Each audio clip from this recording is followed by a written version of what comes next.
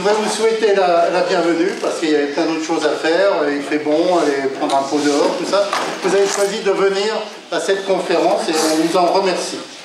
Je voudrais remercier particulièrement François Dreyfus, que je présente, qui est à ma droite, et qui a pris à cœur l'organisation de cette soirée. Et également remercier Janine Elkoubi, qui est à ma gauche, mais c'est purement factuel, qui est une observatrice attentive du judaïsme contemporain, comme vous le savez bien, et qui organisera le débat, voire l'animera. Alors, je voudrais, en préambule très court, insister sur 2 points. Tout d'abord, vous dire que cette conférence, elle est organisée par le nouveau comité de la synagogue de la paix, voilà, ça c'est mieux, et on a eu à cœur de développer, en plus des activités classiques d'un cadre, développer des activités culturelles, parce qu'il nous apparaissait que ça pouvait être à développer. Alors, en regardant bien, nous avons organisé 3 conférences, et elles ont toutes un fil rouge qui les réunit, qui est l'histoire sociale des Juifs et du peuple juif. Nous avons commencé avec Jonathan Arfif, président du CRIF, en mars, qui lui venait nous dire est-ce que les Juifs ne seraient pas un marqueur de la vitalité de la démocratie. On voit combien c'est d'actualité. Deuxième conférence la semaine dernière, c'était Sylviane Serrouillat, et qui nous a fait la présentation de l'historique des Juifs qui sont sortis, qui ont été expulsés même d'Espagne en 1492. Et puis ce soir, eh bien, on va se focaliser avec Martine Cohen, qui est à ma gauche, que j'ai le plaisir de saluer. On va se focaliser sur le franco-judaïsme, donc la période plus contemporaine. Ça, c'est un point commun qui réunit cette recherche. Je voudrais, avant d'aller plus loin, vous annoncer que nous organisons un voyage qui devrait vous intéresser du 15 au 19 octobre, et c'est juste une semaine après les fêtes, et ce voyage aura lieu Vienne, Budapest, Bratislava, hôtel, guide francophone, opéra, soirée à l'opéra et balade sur le Danube. Donc on a un beau programme, vous aurez le détail dans le Shabbat Shalom, parce que c'est un moment de convivialité auquel on vous convie. Alors, la conférence, deuxième point, la conférence de Martine Cohen, ce soir, est en relation avec son dernier opus, son dernier ouvrage, Fin du franco-judaïsme, et vous avez noté, il y a un point d'interrogation. Ben oui, pour venir à ne pas être trop pessimiste quand même, pose la question. Et on a confié à François Dreyfus le soin de présenter la conférencière et dans quelle réflexion cette conférence s'insère. Pour ma part, je voudrais vous dire qu'on avait noté dès la parution, c'est en octobre 2022, la sortie de ce livre, parce que c'est un ouvrage qui a un caractère original et assez exhaustif dans l'étude du judaïsme français contemporain. Il y a de nombreuses données, il y a une vision macro-historique. C'est vraiment un ouvrage de référence, c'est-à-dire quand vous cherchez à l'acheter, vous avez du mal sur les sites, parce que c'est vite épuisé. Le professeur Denis Charby parlera dans la préface d'une véritable radioscopie des mutations du franco-judaïsme, et c'est exact. C'est un ouvrage que j'ai eu l'occasion de recommander à plusieurs reprises, comme vous vous en souvenez, et de suivre, vous pouvez le faire aussi, en vidéo, sur YouTube et Facebook, c'est sur le site Ayeka. C'est une conférence que Martine avait donnée en décembre dernier. Quelle place pour les Juifs dans une France multiculturelle? Le sous-titre, point d'interrogation, et d'actualité, quand on voit comment les émeutes peuvent parfois prendre rapidement une tonalité antisémite, je ne développe pas plus, mais on voit bien que c'est un terreau fertile. Et je voudrais terminer pour vous dire que cette conférence sera accessible sur le site du consistoire israélite du Bahreïn, que je remercie de nous permettre de réaliser sur le plan technique. Je donne sans attendre la parole à François. Merci. Merci Alain. Ouais. Bon, j'ai pas grand-chose à rajouter. Alors Martine Cohen est sociologue émérite du Centre national de la recherche scientifique. Ses travaux récents portent sur le franco-judaïsme et sa recomposition jusqu'à nos jours, les écoles juives en France et les transformations institutionnelles et idéologiques de la communauté juive en France. À un moment ou un autre se pose pour chacun d'entre nous le rapport avec la société où nous vivons, spécialement peut-être en ce moment. La réponse est complexe. Martine Cohen, sans avoir la solution, a le grand mérite, avec des faits précis, d'analyser et de mettre en perspective les événements que nous connaissons tous. Cette étude débute au moment de l'émancipation des Juifs en France, Nous n'aurons pas le temps a priori d'aller aussi loin dans l'histoire, mais la bonne compréhension nécessite le rappel de quelques dates et définitions que je laisse préciser à notre conférencière.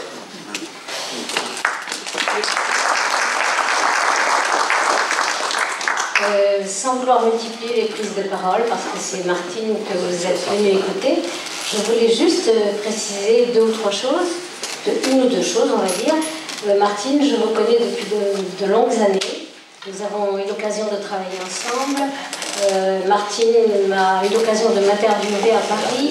Et donc, quand son livre est sorti, en effet, je l'ai lu, et je l'ai relu, et je l'ai étudié.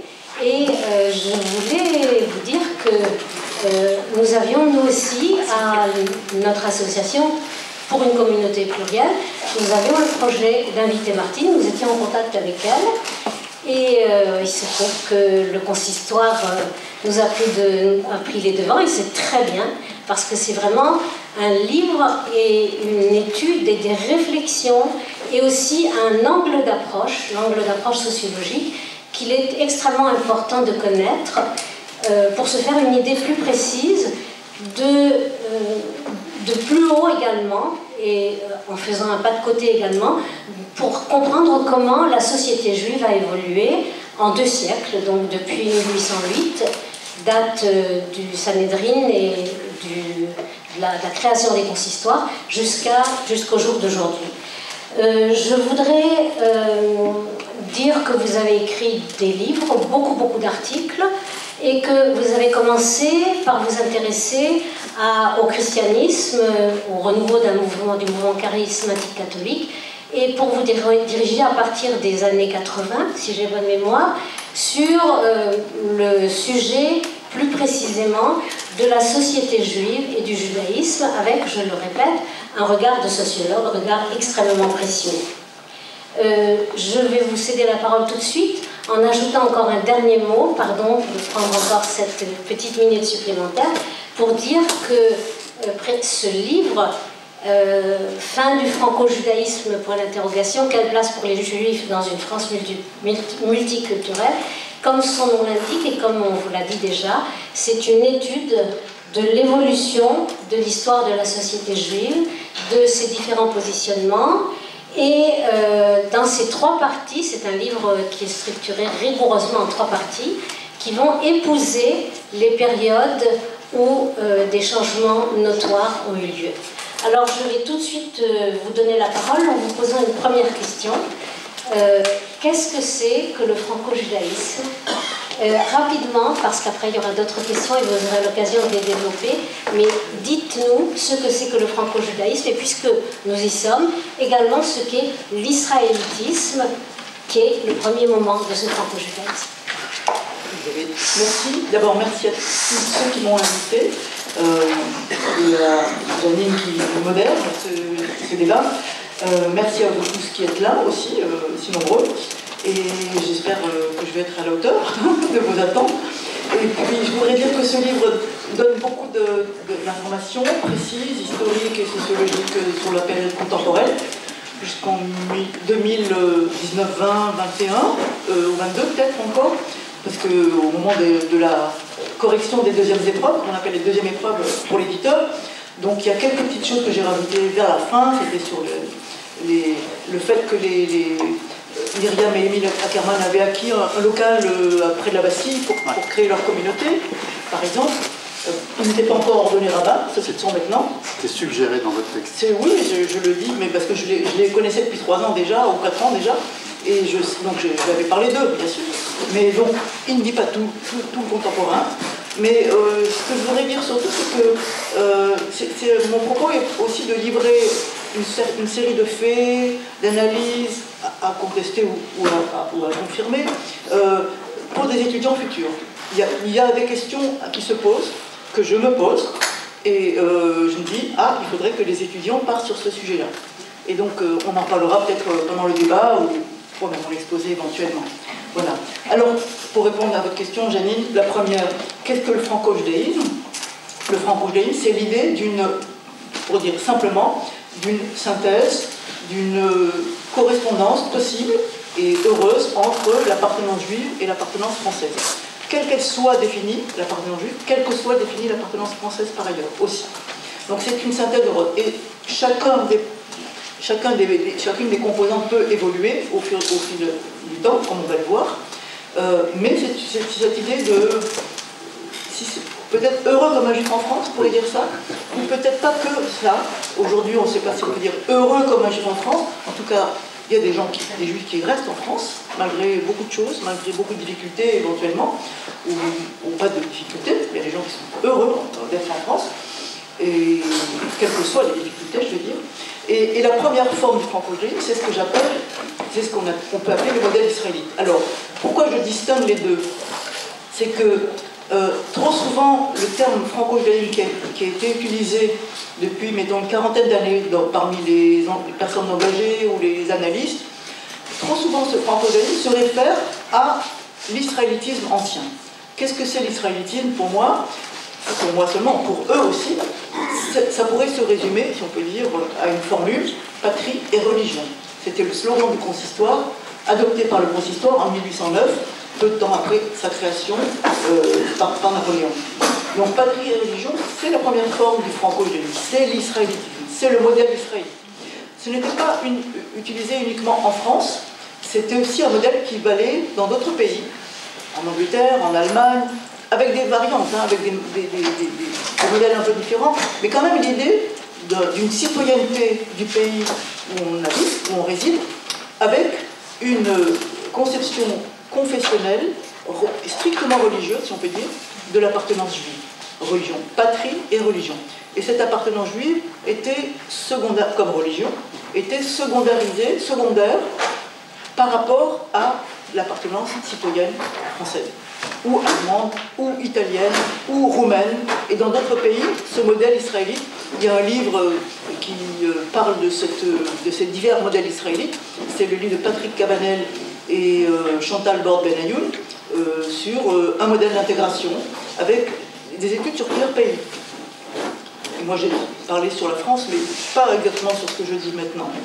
Donc voilà, le modèle israélite, c'est cette idée d'une appartenance double qui consonne, où il y a des consonances, où ça va ensemble, ça s'articule, même quelles que soient les modifications de l'identité juive, de l'appartenance juive et celle de l'appartenance française. Et l'israélitisme, c'est pour moi la première forme de ce franco-judaïsme. Parce qu'il y a une deuxième forme qui va apparaître ensuite, je vais vous montrer tout de suite une image qui illustre cela. Et donc, la première forme, et trop souvent, les analystes et les observateurs d'aujourd'hui confondent. Quand ils disent le franco-judaïsme est mort, en fait, ils veulent dire l'israélitisme est mort. Alors moi, je dis aussi oui, même s'il reste quelques grandes figures israélites, du type Robert Badinter, par exemple, ou d'autres figures encore aujourd'hui. Mais il y a quelques grandes figures israélites qui existent toujours, ou qui ont existé il n'y a pas si longtemps que ça, qui sont décédées depuis. Donc, mais le modèle israélite comme modèle d'insertion des Juifs en France, pour moi, il est dépassé.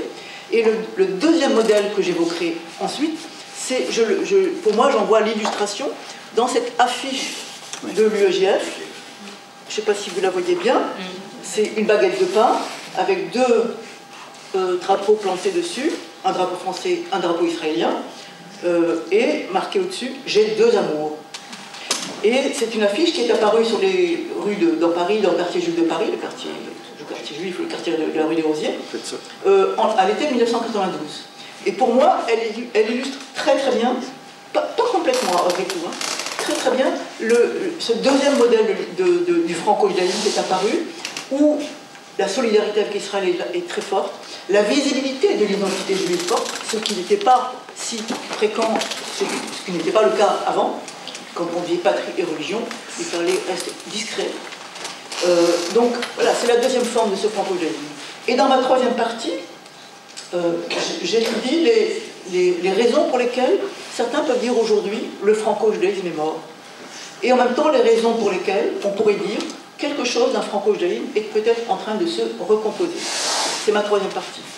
Donc, je ne sais pas si vous voulez que je continue mon exposé sur le modèle israélite d'un côté, ses évolutions jusqu'en 1945. J'allais vous demander justement de nous dire quelles sont les caractéristiques de l'israélitisme et qu'est-ce qui a changé. Voilà. À part, vous avez évoqué la discrétion et la visibilité, ce sont deux caractéristiques. Il y a d'autres différences, donc oui, tout à fait. Alors, dans le modèle, alors c'est moi qui conceptualise en disant modèle israélite, de même que Patrick Avenel et Chantal Bord-Benalul ont conceptualisé aussi. Hein. Donc c'est moi qui le conceptualise de cette manière-là, mais avant, beaucoup de livres disaient israélite. Et le terme israélite, vous savez, il a été utilisé et préféré à juif parce que le terme juif était accolé des connotations négatives, des ici, d'usurier, etc. Donc l'israélitisme ou le modèle israélite, je vais l'analyser, le conceptualiser de cette manière-là. C'est une vision de la France comme nouvelle terre promise. Le décalogue, c'est les nouveaux 10 commandements. Je lisais, et puis la Seine, c'est le nouveau Jourdain. Voilà, c'est une vision de la France comme nouvelle terre promise parce que l'égalité a été accordée aux Juifs en France en 1791. Premièrement. Ensuite, c'est une redéfinition de l'appartenance juive comme strictement confessionnelle, religieuse. C'est un culte, des croyances qu'on pratique à la synagogue ou chez soi, et c'est tout, si on peut dire. Voilà. Même si plus tard, ça sera permis à l'extérieur, mais pour l'instant, c'est ça, c'est cette idée-là, le culte dans la sphère privée, que ce soit la synagogue ou chez soi.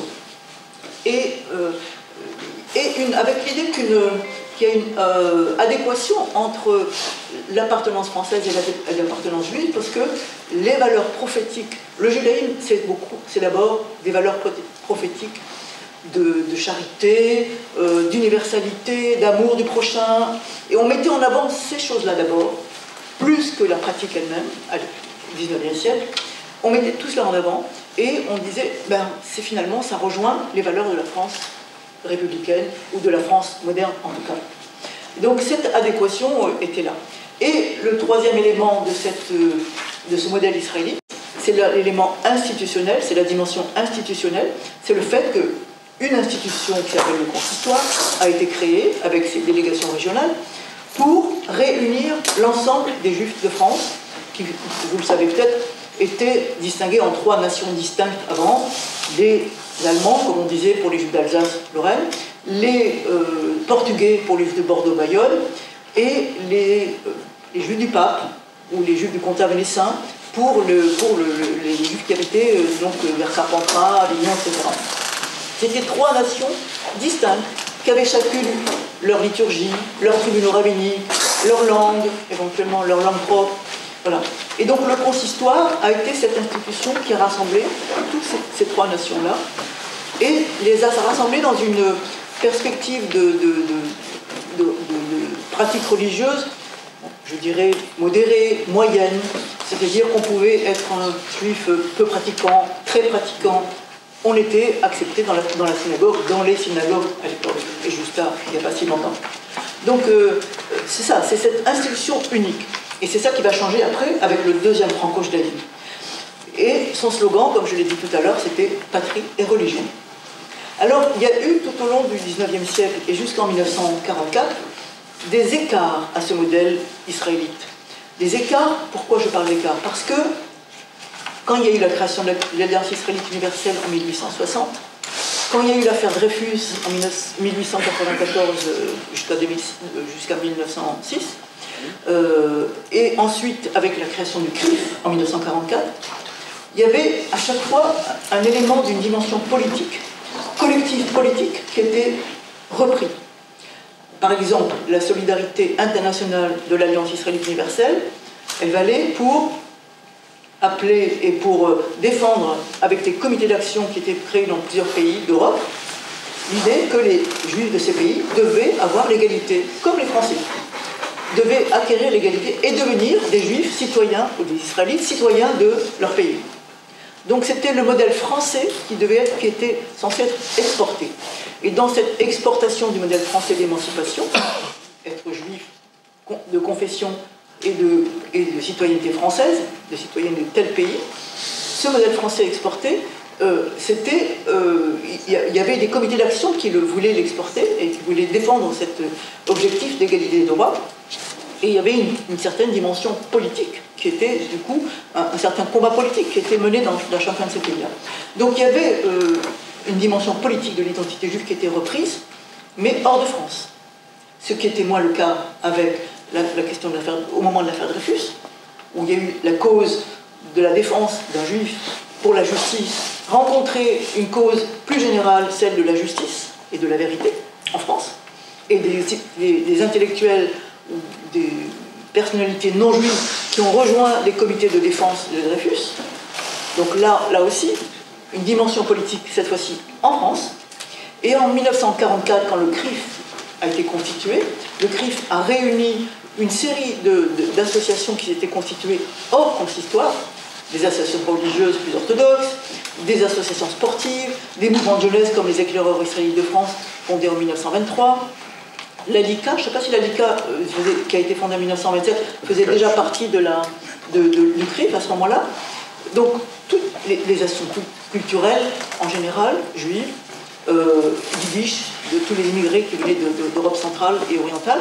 Et donc, c'était aussi une volonté du consistoire, hein, du président du consistoire de l'époque, c'est Léon Maïs, je crois, qui voulait réunir toutes ces associations autour de lui-même, autour du consistoire. Donc, ça a été une volonté conjointe entre les associations d'émigrés et les associations et le consistoire lui-même.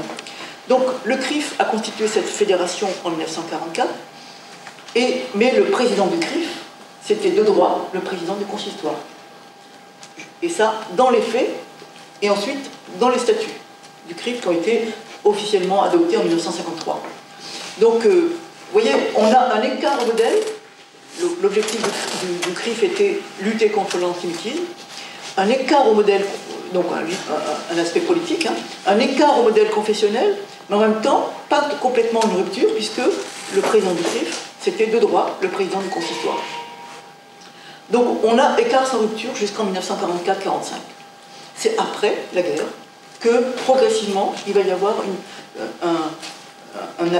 une démarche, un processus vers ce que j'appelle le deuxième franco-judaïsme, vers un développement culturel, un développement politique, un développement religieux aussi bien d'ailleurs, des développements religieux, on doit parler au pluriel, hein, et avec l'idée qu'il faut reconstruire, après-guerre, reconstruire une communauté juive. Vous connaissez le nom de Vladimir Rabin, je suppose, et lui était militant de cette reconstruction avec l'idée qu'il fallait créer et recréer une culture juive de la diaspora. Vraiment. Qui ne soit pas, comme il le disait, un folklorisme. Il refusait l'idée de folklore. C'est une vraie culture juive de la diaspora. Donc il était là, présent, lui, parmi ceux qui voulaient recréer cette communauté juive. Et il y a eu une institution nouvelle qui a été créée en 1949, le Fonds social juif unifié, qui a été un des fers de lance aussi de cette reconstruction culturelle aussi qui s'est menée après-guerre, avec la création des centres communautaires à partir des années 50, et avec la proposition d'une revue, l'Arche, et la proposition d'activités culturelles jusqu'à nos jours, pour accompagner cette demande de juifs séculiers, non religieux, qui voulaient se rencontrer dans un centre communautaire pour avoir un cours d'histoire juive, ou un cours d'hébreu, ou jouer au bridge entre juifs, des activités de ce type-là. Et donc, le Fonds social juif unifié a accompagné cette évolution même de la société juive, de la communauté juive de France, à Paris et dans d'autres régions, bien sûr, parce qu'il y avait des centres communautaires créés dans plusieurs villes aussi.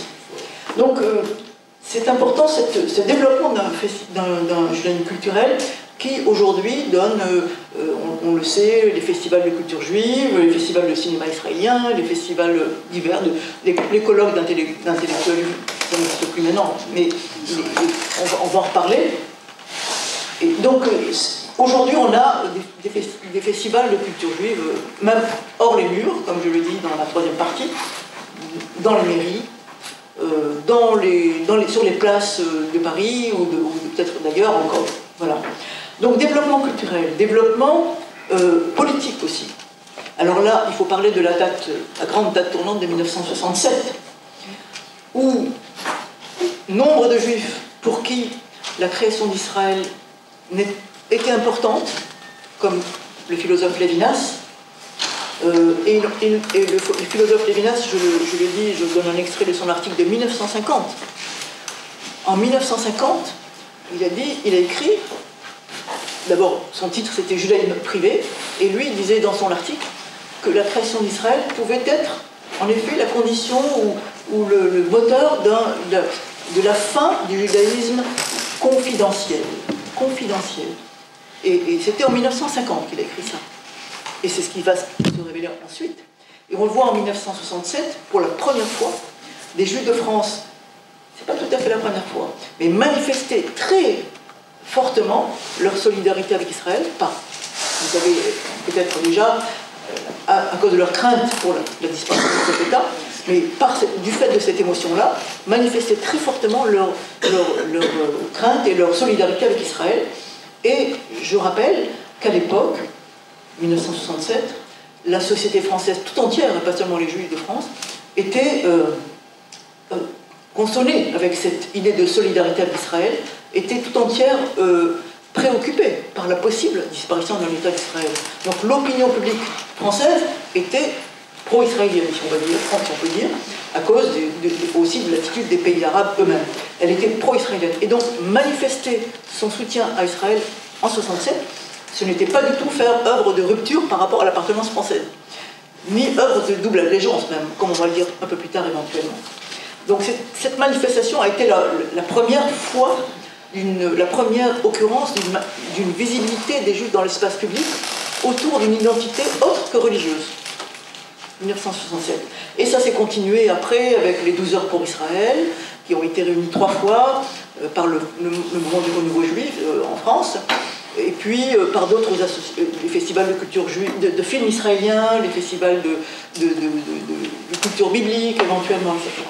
Donc la solidarité avec Israël, c'est un des aspects de l'engagement politique des Juifs en France depuis 1945 jusqu'aux années 2000 et jusqu'à nos jours encore. Mais aussi, il y a eu d'autres engagements politiques importants qui sont autour de la lutte contre l'antisémitisme, la lutte contre le négationnisme et plus récemment, depuis les années 2000 on va dire, la lutte pour faire reconnaître les justes de France parmi les nations. C'est-à-dire que cette mémoire de la Deuxième Guerre mondiale, elle a été un moment, elle a été un élément, un moteur d'un engagement politique, elle est toujours un moteur d'engagement politique éventuellement, pour certains d'entre les Juifs, un moteur d'engagement politique autant par la lutte contre l'antisémitisme ou contre le négationnisme, que aujourd'hui, pour une partie, par la lutte pour la reconnaissance des justes qui ont sauvé des Juifs en France. Il y a une période des années 80, on va dire 80-90, dans l'opinion publique française, juive française, pardon, où la France était devenue tout entière collaborationniste, tout d'un coup, avec les procès contre Papon et contre Touvier, etc. Et Barbie aussi d'ailleurs, tout entière collaborationniste. Et puis on est passé à un autre moment de cette mémoire de la Shoah, de cette mémoire de la déportation, à partir des années 2000, quand il y a eu la commission Matteoli, qui a recensé tous les biens juifs qui n'avaient pas été rendus à des personnes, et qui a réuni toute une grosse quantité, une somme d'argent qui a servi à la création de la Fondation pour la mémoire de la Shoah, qui aujourd'hui finance des recherches, finance des actions pour la mémoire de la déportation et pour le soutien aux anciens déportés ou à leurs enfants. Mais aussi, à partir de ce moment-là, à partir des années 2000, il y a eu une découverte ou une redécouverte de ceux qui avaient sauvé les justes parmi les nations. Et donc, aujourd'hui, il y a plus de 5000 noms de Français non juifs qui sont reconnus comme justes parmi les nations par Yad Vashem, par la maison Yad Vashem, l'institution Yad Vashem en Israël, à Jérusalem. Donc voilà, c'est aussi un autre aspect de cette lutte politique, de cet engagement politique possible pour les Juifs. Et puis au plan institutionnel, il y a aussi le plan religieux, je vais y revenir après.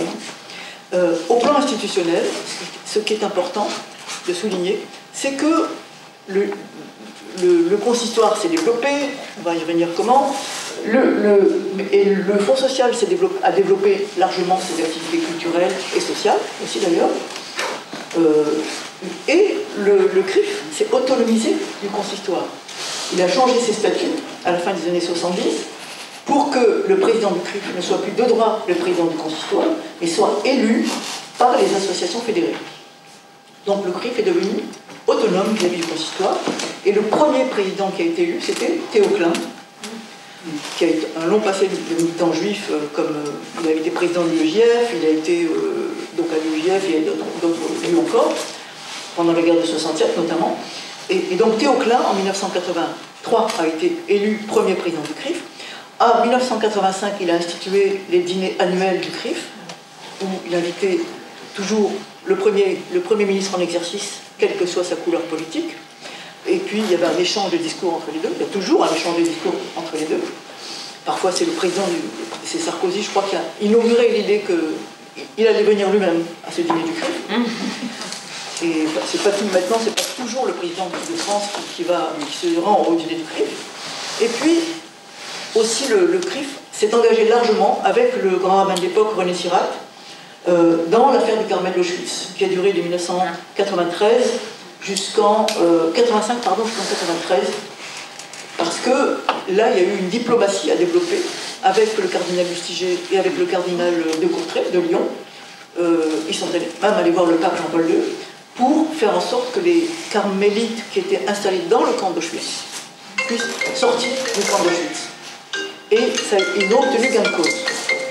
Donc là aussi, ça a été un moment important pour le CRIF, pour gagner en importance, pas seulement en autonomie institutionnelle, mais en importance.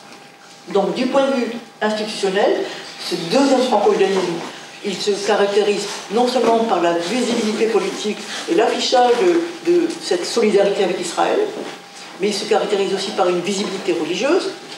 Les Iloula sur Seine qui ont été organisés 2 ou 3 fois à Paris, à la région parisienne, et d'autres, depuis 1980, les Lubavitch qui allument des grands chandeliers de Hanouka sur les places publiques à Paris et ailleurs, à Strasbourg aussi, vous le savez, et le phénomène aussi de publicisation, voilà, on s'affiche dans l'espace public comme aussi sur le plan religieux.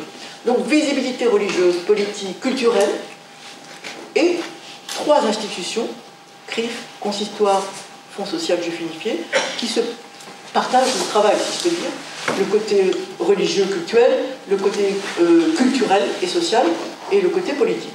Donc 3 institutions séparées, distinctes. Mais c'est apparu lentement, certaines choses-là. Le CRIF n'était pas aussi important qu'il est devenu dans les années 80 et 90, et le Fonds social aussi est apparu de plus en plus important après coup, pas tout de suite, pas dans l'immédiat d'après-guerre.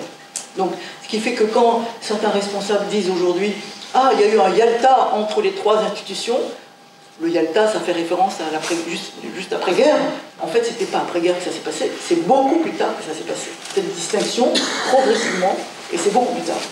Donc c'est ça que j'appelle le deuxième franco-judaïsme, c'est cette diversité des manières d'être juif en France, sur le plan religieux, culturel et politique.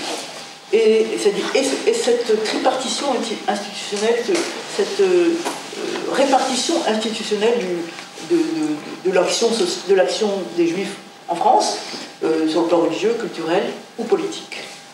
Voilà, c'est cela que j'appelle le deuxième franco-judaïsme. Après, aujourd'hui, enfin depuis les années 2000 notamment, mais il y a des débats sur est-ce que ce franco-judaïsme existe encore, peut exister encore, pour diverses raisons, et parmi ces raisons, l'antisémitisme dont j'ai parlé tout à l'heure, qui est réapparu à partir des années 2000. Mais je voudrais évoquer une autre raison d'abord. Parce que l'antisémitisme, pour moi, fait partie de ce que j'appelle les dissonances politiques. Il y en a d'autres, il y en a 2 autres. Mais une des premières changements qui s'est passé depuis la fin des années 90 et jusqu'à nos jours, c'est les évolutions du consistoire lui-même. Depuis que le grand rabbin en poste est devenu et a été élu, c'était Joseph Citruc, donc 1989, qui a grandi à Strasbourg, ensuite qui est allé à Marseille, devenu grand rabbin de Marseille. Là-bas, il a fait venir à Marseille le Rav Cohn, qui était à Strasbourg. Vous connaissez peut-être le nom de Rav Cohn, qui avait des chevaux ici. Philippe Cohn. Philippe Cohn, oui. Et donc il a fait une martial le Rav Cohn, et il a développé là-bas, autour du Rav Cohn, toute une série d'institutions, yeshiva, kollel pour les hommes mariés, école pour les petits-enfants ensuite, etc.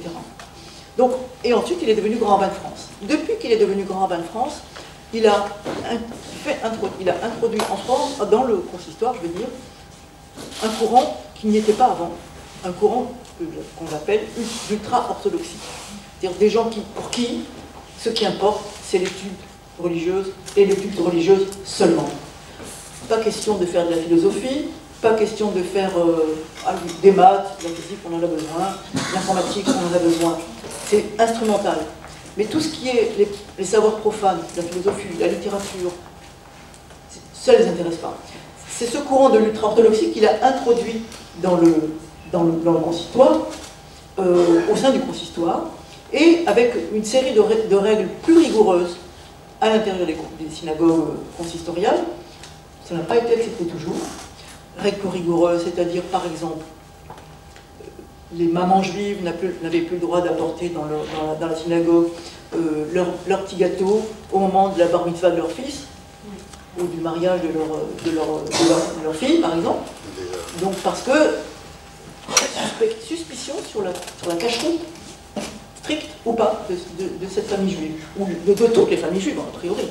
Donc, dans les synagogues, on n'acceptait que les traiteurs cachers agréés par le consistoire.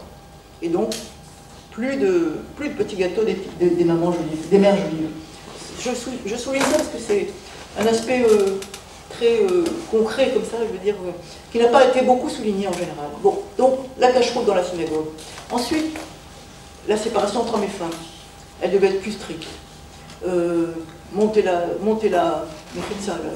barrière entre les deux, enfin, ça s'appelle pas ça la barrière, la séparation entre les deux. Ou alors les femmes, elles restent là-haut. C'était quelque chose qui, elles doivent rester là-haut, et c'est tout, même si elles entendent mal la prière. À un moment où les femmes voulaient participer aux offices, plus participer à l'étude, participer aux offices d'une manière générale. Donc, là aussi, la séparation de femmes, ce n'était pas toujours accepté par les uns ou par les autres. Donc il y avait dans les synagogues soit un rabbin qui voulait imposer ça, et puis une partie de fidèles quittaient pour aller chez les libéraux ou chez les massortis, par exemple, à Paris, hein, quand il y a le choix. Et soit des gens qui disaient non, on ne veut pas de ce rabbin. Bon, alors ils refusaient le rabbin en question. Mais donc on a commencé à avoir des dissensions dans les synagogues, et pas toujours, hein. Des fois, un rabbin Lubavitch venait dans la synagogue des Tournelles, hein. La synagogue, c'était la synagogue de mes parents, constantinois. Non, on l'écartait. Non, on veut pas de toi, on veut pas de vous. Bon, ben voilà, on ne veut pas lui.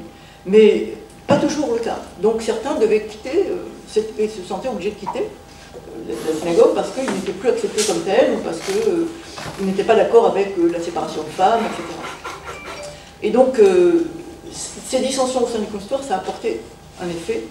Il y a aussi un aspect qui a été important, c'était la question des conversions au judaïsme. Vous savez que les mariages mixtes se sont multipliés.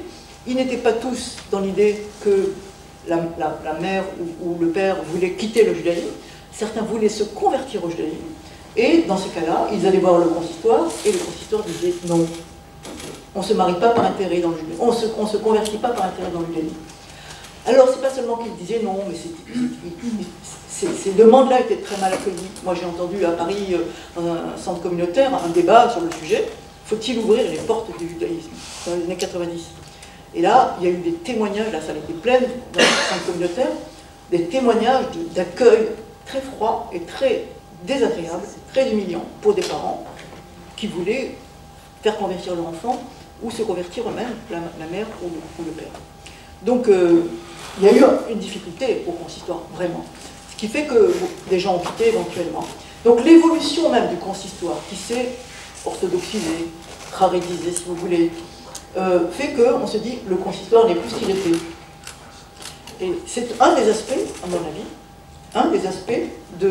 qui fait penser que le franco-judaïsme est mort. Et quand on dit ce franco-judaïsme est mort, c'est plutôt l'israélitisme qui est mort, en fait. Puisque le consistoire était plus ouvert à toutes sortes de juifs, pour reprendre une expression d'Alain Finkielkraut de l'époque. Le consistoire était ouvert à toutes sortes de juifs, On n'allait pas réclamer si c'est qu'à chercher vous pour vous marier, on ne le faisait pas. Et donc, l'évolution du consistoire en tant que tel a été perçue comme un des éléments de cette fin du franco-judaïsme. A été, voilà, de cette fin du franco-judaïsme. Les autres éléments, je l'ai dit, c'est les... attends, je vais parler d'autre chose d'abord. Je vais refaire un retour sur l'après-guerre, que je n'ai pas évoqué tout à l'heure. C'est la différence que je fais entre orthodoxie éclairée et ultra-orthodoxie. J'ai parlé d'ultra-orthodoxie tout à l'heure en disant ils refusent de connaître les savoirs profanes, ça ne les intéresse pas. L'étude juive et que l'étude juive. Ils demandent que les femmes portent les manches jusque-là ou jusque-là. Ils demandent la stricte kashrut, etc. Et avec des règles de plus en plus strictes. Pour les petites filles, à l'école, éventuellement aussi. Et donc, c'est ce que j'appelle l'ultra-orthodoxie. Mais cette ultra-orthodoxie, elle n'est pas née de rien, si je peux dire. Elle est apparue après-guerre en France, parce que, en même temps que des lieux que vous connaissez, vous avez entendu parler, l'école d'Orsay, les colloques d'intellectuels juifs de langue française, en même temps que ces lieux-là existaient, qui sont pour moi les lieux d'une orthodoxie éclairée, où on ne refuse pas la philosophie, où on ne refuse pas la psychanalyse, voilà, on pourrait en reparler. D'autres yeshivot, des yeshivot se sont constitués en France par les Lubavitch à Brunois, juste après-guerre, par le mouvement qu'on appelle Moussard à Fubelaine et Armentières, et par ce qu'on appelle les Lituaniens qui ont réouvert la yeshiva de Aix-les-Bains. Et après d'autres yeshivot aussi. Et autour de ces yeshivot-là, ensuite, il y a eu des kolélim pour les hommes mariés, et il y a eu aussi des familles qui se sont installées dans le village en question, à proximité de la yeshiva, à proximité du lieu d'études, donc. Et puis elles ont eu des enfants, et puis on a créé des écoles pour ces enfants. Et donc l'ultra-orthodoxie qui est apparue beaucoup plus forte dans les années 80 et 90 avec certaines écoles juives, pas toutes, mais une partie des écoles juives, elle vient de là. Dans ces écoles, dans ces yeshivot ultra-orthodoxes, dont le propos était de reconstruire le judaïsme d'Europe de l'Est qui avait été détruit, le judaïsme strict d'Europe de l'Est qui avait été détruit. C'était leur propos. Il faut reconstruire ce judaïsme-là. Et donc, ils ont même fait venir des jeunes élèves du Maroc, notamment du Maroc, mais pas que du Maroc, dans les yeshivot, à Fubelaine et Armentières par exemple, mais pas que, aussi à Aix-les-Bains et à Brunois, pour les Lubavitch. Ils ont fait venir des élèves des milieux les plus traditionnels du Maroc pour préserver leur orthodoxie, pour préserver leur caractère traditionnel. Ils ont transformé, on évoquera ça, la transformation d'un certain traditionnalisme en ultra-orthodoxie. Règles strictes, et puis on ne déroge pas par rapport aux règles. Ça n'existe pas le compromis. Ça n'existe pas celui qui est très caché chez lui, qui va à la synagogue et la synagogue est loin, ses copains sont là-bas, il prend la voiture pour aller à la synagogue. Il la gare un peu loin. Ce genre d'arrangement-là, pas question. C'est ça que j'appelle l'ultra-orthodoxie, ni compromis, mais aussi refus des matières profanes. Études religieuses, et seulement ça. Et donc, il y a eu en même temps en France que ce courant d'une orthodoxie éclairée qui s'est constitué autour de l'école d'Orsay, autour des colloques d'intellectuels juifs de langue française jusqu'en l'an 2000, et autour d'un consistoire qui était autour du Grand Rabbin Kaplan, encore ouvert, et même le Grand Rabbin René Sirat, qui était un universitaire, spécialisé de la littérature israélienne, je lui comme prof, autour de ce consistoire qui était encore d'une orthodoxie éclairée, une ultra-orthodoxie qui s'est développée après-guerre. Et ensuite, qui s'est multipliée en des chivotes diverses. Et là, je dirais qu'il y aurait une recherche plus précise à faire sur Strasbourg, Marseille aussi, mais sur Strasbourg, avec le Rav Cohn en question, mais pas que lui, je suppose. Comment se sont multipliés ces yeshivot en France, autour desquels des villages sont constitués, c'est pour ça que j'appelle ça des yeshivot villages. Les villages sont constitués. Aujourd'hui, il y a Orincy aussi, en banlieue parisienne, le Orincy. À Marseille, autour du Rav Cohn, il est décédé maintenant le Rav Cohn, hein, mais il a fait des émules là-bas. Il y a tout un village qui s'est constitué aussi, des écoles, etc. Yeshivot village. C'est un petit peu, je vais oser un gros mot, un petit peu le séparatisme. C'est pas du tout anti-républicain, bien sûr, évidemment. Mais on vit entre soi et seulement entre soi. On a le droit de vivre entre soi en France. En bonne laïcité, on a tout à fait le droit. Mais c'est une autre philosophie, ce n'est pas tout à fait du franco-judaïsme. Voilà. Et donc, ce retour pour illustrer le fait qu'aujourd'hui, au sein du consistoire, au sein des écoles juives, toutes ne sont pas ultra-orthodoxes, hein, je dis bien, mais une partie de cette ultra-orthodoxie a fait pression sur les écoles comme l'école Akiba à Strasbourg, comme l'école Yavneh à Paris, comme l'école Lucien de Hirsch à Paris. Et on fait pression d'une certaine manière. Et les anciens directeurs, Bélo Gross, qui était philosophe à l'école Akiba, Théo Dreyfus, qui était philosophe à l'école Lucien de Hirsch à Paris,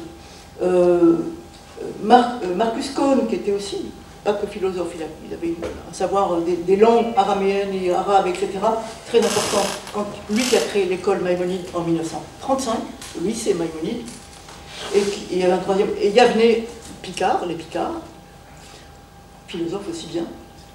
Voilà. Et donc, cette génération-là n'est plus là. C'est d'autres personnes qui ont pris la suite. Et je connais un rabbin qui a été récemment ordonné rabbin, et qui a grandi à Strasbourg, hein, récemment ordonné rabbin à Jérusalem, et qui m'a raconté qu'il était à l'école Akiba dans les années 90, il n'a pas du tout connu d'orthodoxie moderne là-bas. Il a connu une ultra-orthodoxie à l'école Akiba. Donc, il y aurait à faire je fais un appel à des étudiants, il y aurait à faire une étude précise sur les évolutions de la ville de Strasbourg, de ces écoles qui étaient dirigées par des gens orthodoxes éclairés et qui ne sont plus dirigées par des gens orthodoxes éclairés, dans lesquels il y a une ultra-orthodoxie qui s'est implantée plus tôt. Je vais aller maintenant un peu plus vite parce que je viens à l'autre point, donc ça c'est les évolutions du consistoire, des écoles juives et de cette orthodoxie éclairée qui s'est un petit peu affaiblie, ou beaucoup affaiblie. En tout cas, qui a été gagnée et qui a été sous pression de cette ultra-orthodoxie. Les dissonances politiques que j'évoquais tout à l'heure, l'antisémitisme, oui. Je vais tout de suite aller à un point de différence avec une période antérieure. L'État soutient les Juifs dans leur lutte contre l'antisémitisme, très fort, financièrement, et techniquement. L'association avec ce qu'on appelle le SPCJ, le service de protection de la communauté juive, est là. Donc l'État soutient complètement les Juifs dans leur lutte contre l'antisémitisme. Que l'État ne soit pas apte à répondre à tout, c'est clair. C'est évident, parce que des fous isolés, ça existe, ou pas des fous, des terroristes isolés, ça existe malheureusement. Mais l'État soutient. On ne peut pas dire qu'on est dans une France antisémite comme ça, de cette manière-là, même s'il y a des courants d'antisémitisme. Autre point de dissonance politique, la question de la laïcité. Depuis qu'il y a des débats sur la laïcité, depuis la fin des années 80, 1989, autour du foulard, autour de la question de l'islam est-il compatible ou pas avec la République, depuis ces débats-là, une mémoire de la laïcité combative, anti-religieuse, anticléricale et anti-religieuse est réapparue.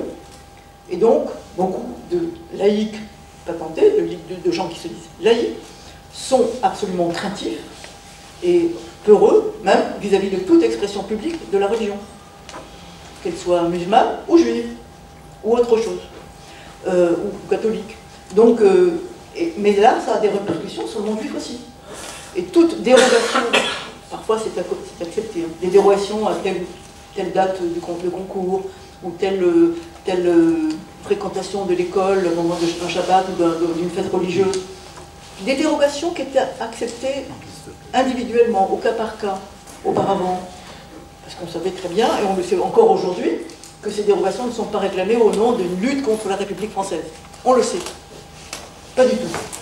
Mais ces dérogations ne sont pas toujours acceptées aujourd'hui. Parce que, soit on dit, si on vous l'accorde à vous, il faut l'accorder aux musulmans, et on ne peut pas l'accorder aux musulmans, on a peur. Soit, qu'on ne l'accorde pas aux musulmans, on ne l'accorde pas à vous. Voilà. Donc, la crainte fait qu'il y a des dérogations qui étaient accordées plus facilement auparavant, et maintenant c'est moins le cas aujourd'hui. Et donc, il y a des gens qui sortent de l'école Yavneh, je connais des enfants de familles orthodoxes, qui sont partis en Israël, parce que c'est plus facile de vivre son judaïsme orthodoxe là-bas. différent à Strasbourg, mais quand même. Et le troisième point, c'est la question d'Israël, du rapport à Israël.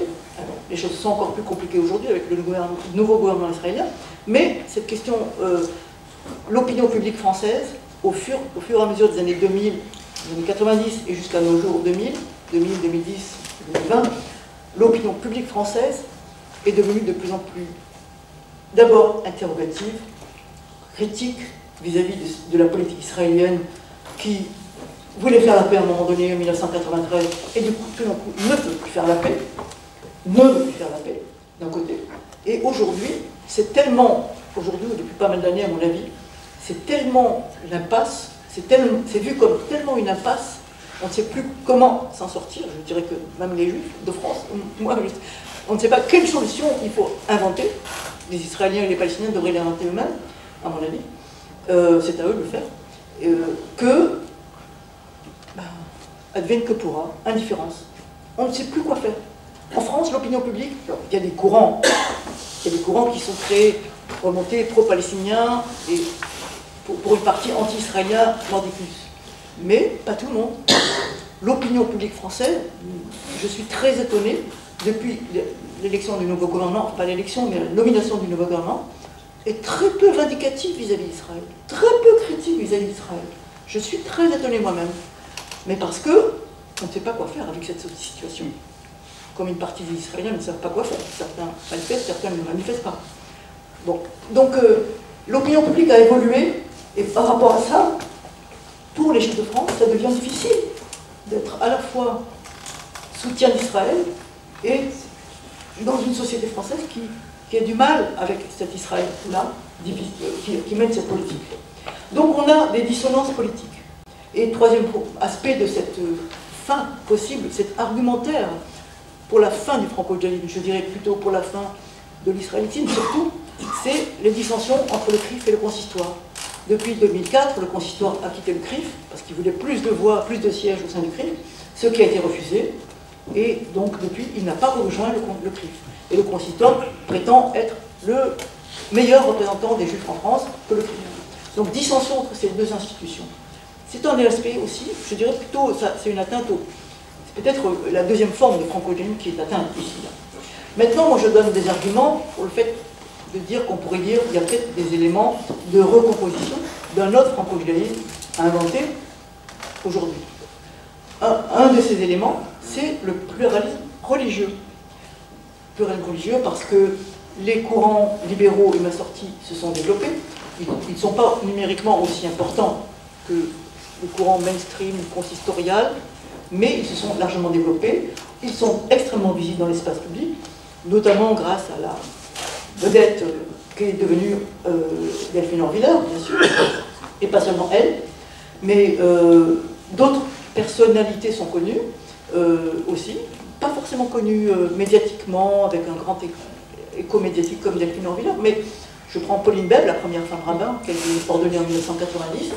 Pauline Bèbe a développé à Sciences Po, avec, je dis toujours elle, mais en fait elle a réuni autour d'elle toute une équipe interconfessionnelle, un cursus qui s'appelle Emouna, l'amphi des religions, de formation aux religions au pluriel et à la laïcité, ou alors équipe interconfessionnelle, chrétiens, protestants, orthodoxes et catholiques, musulmans, bouddhistes, musulmans, bouddhistes et juifs.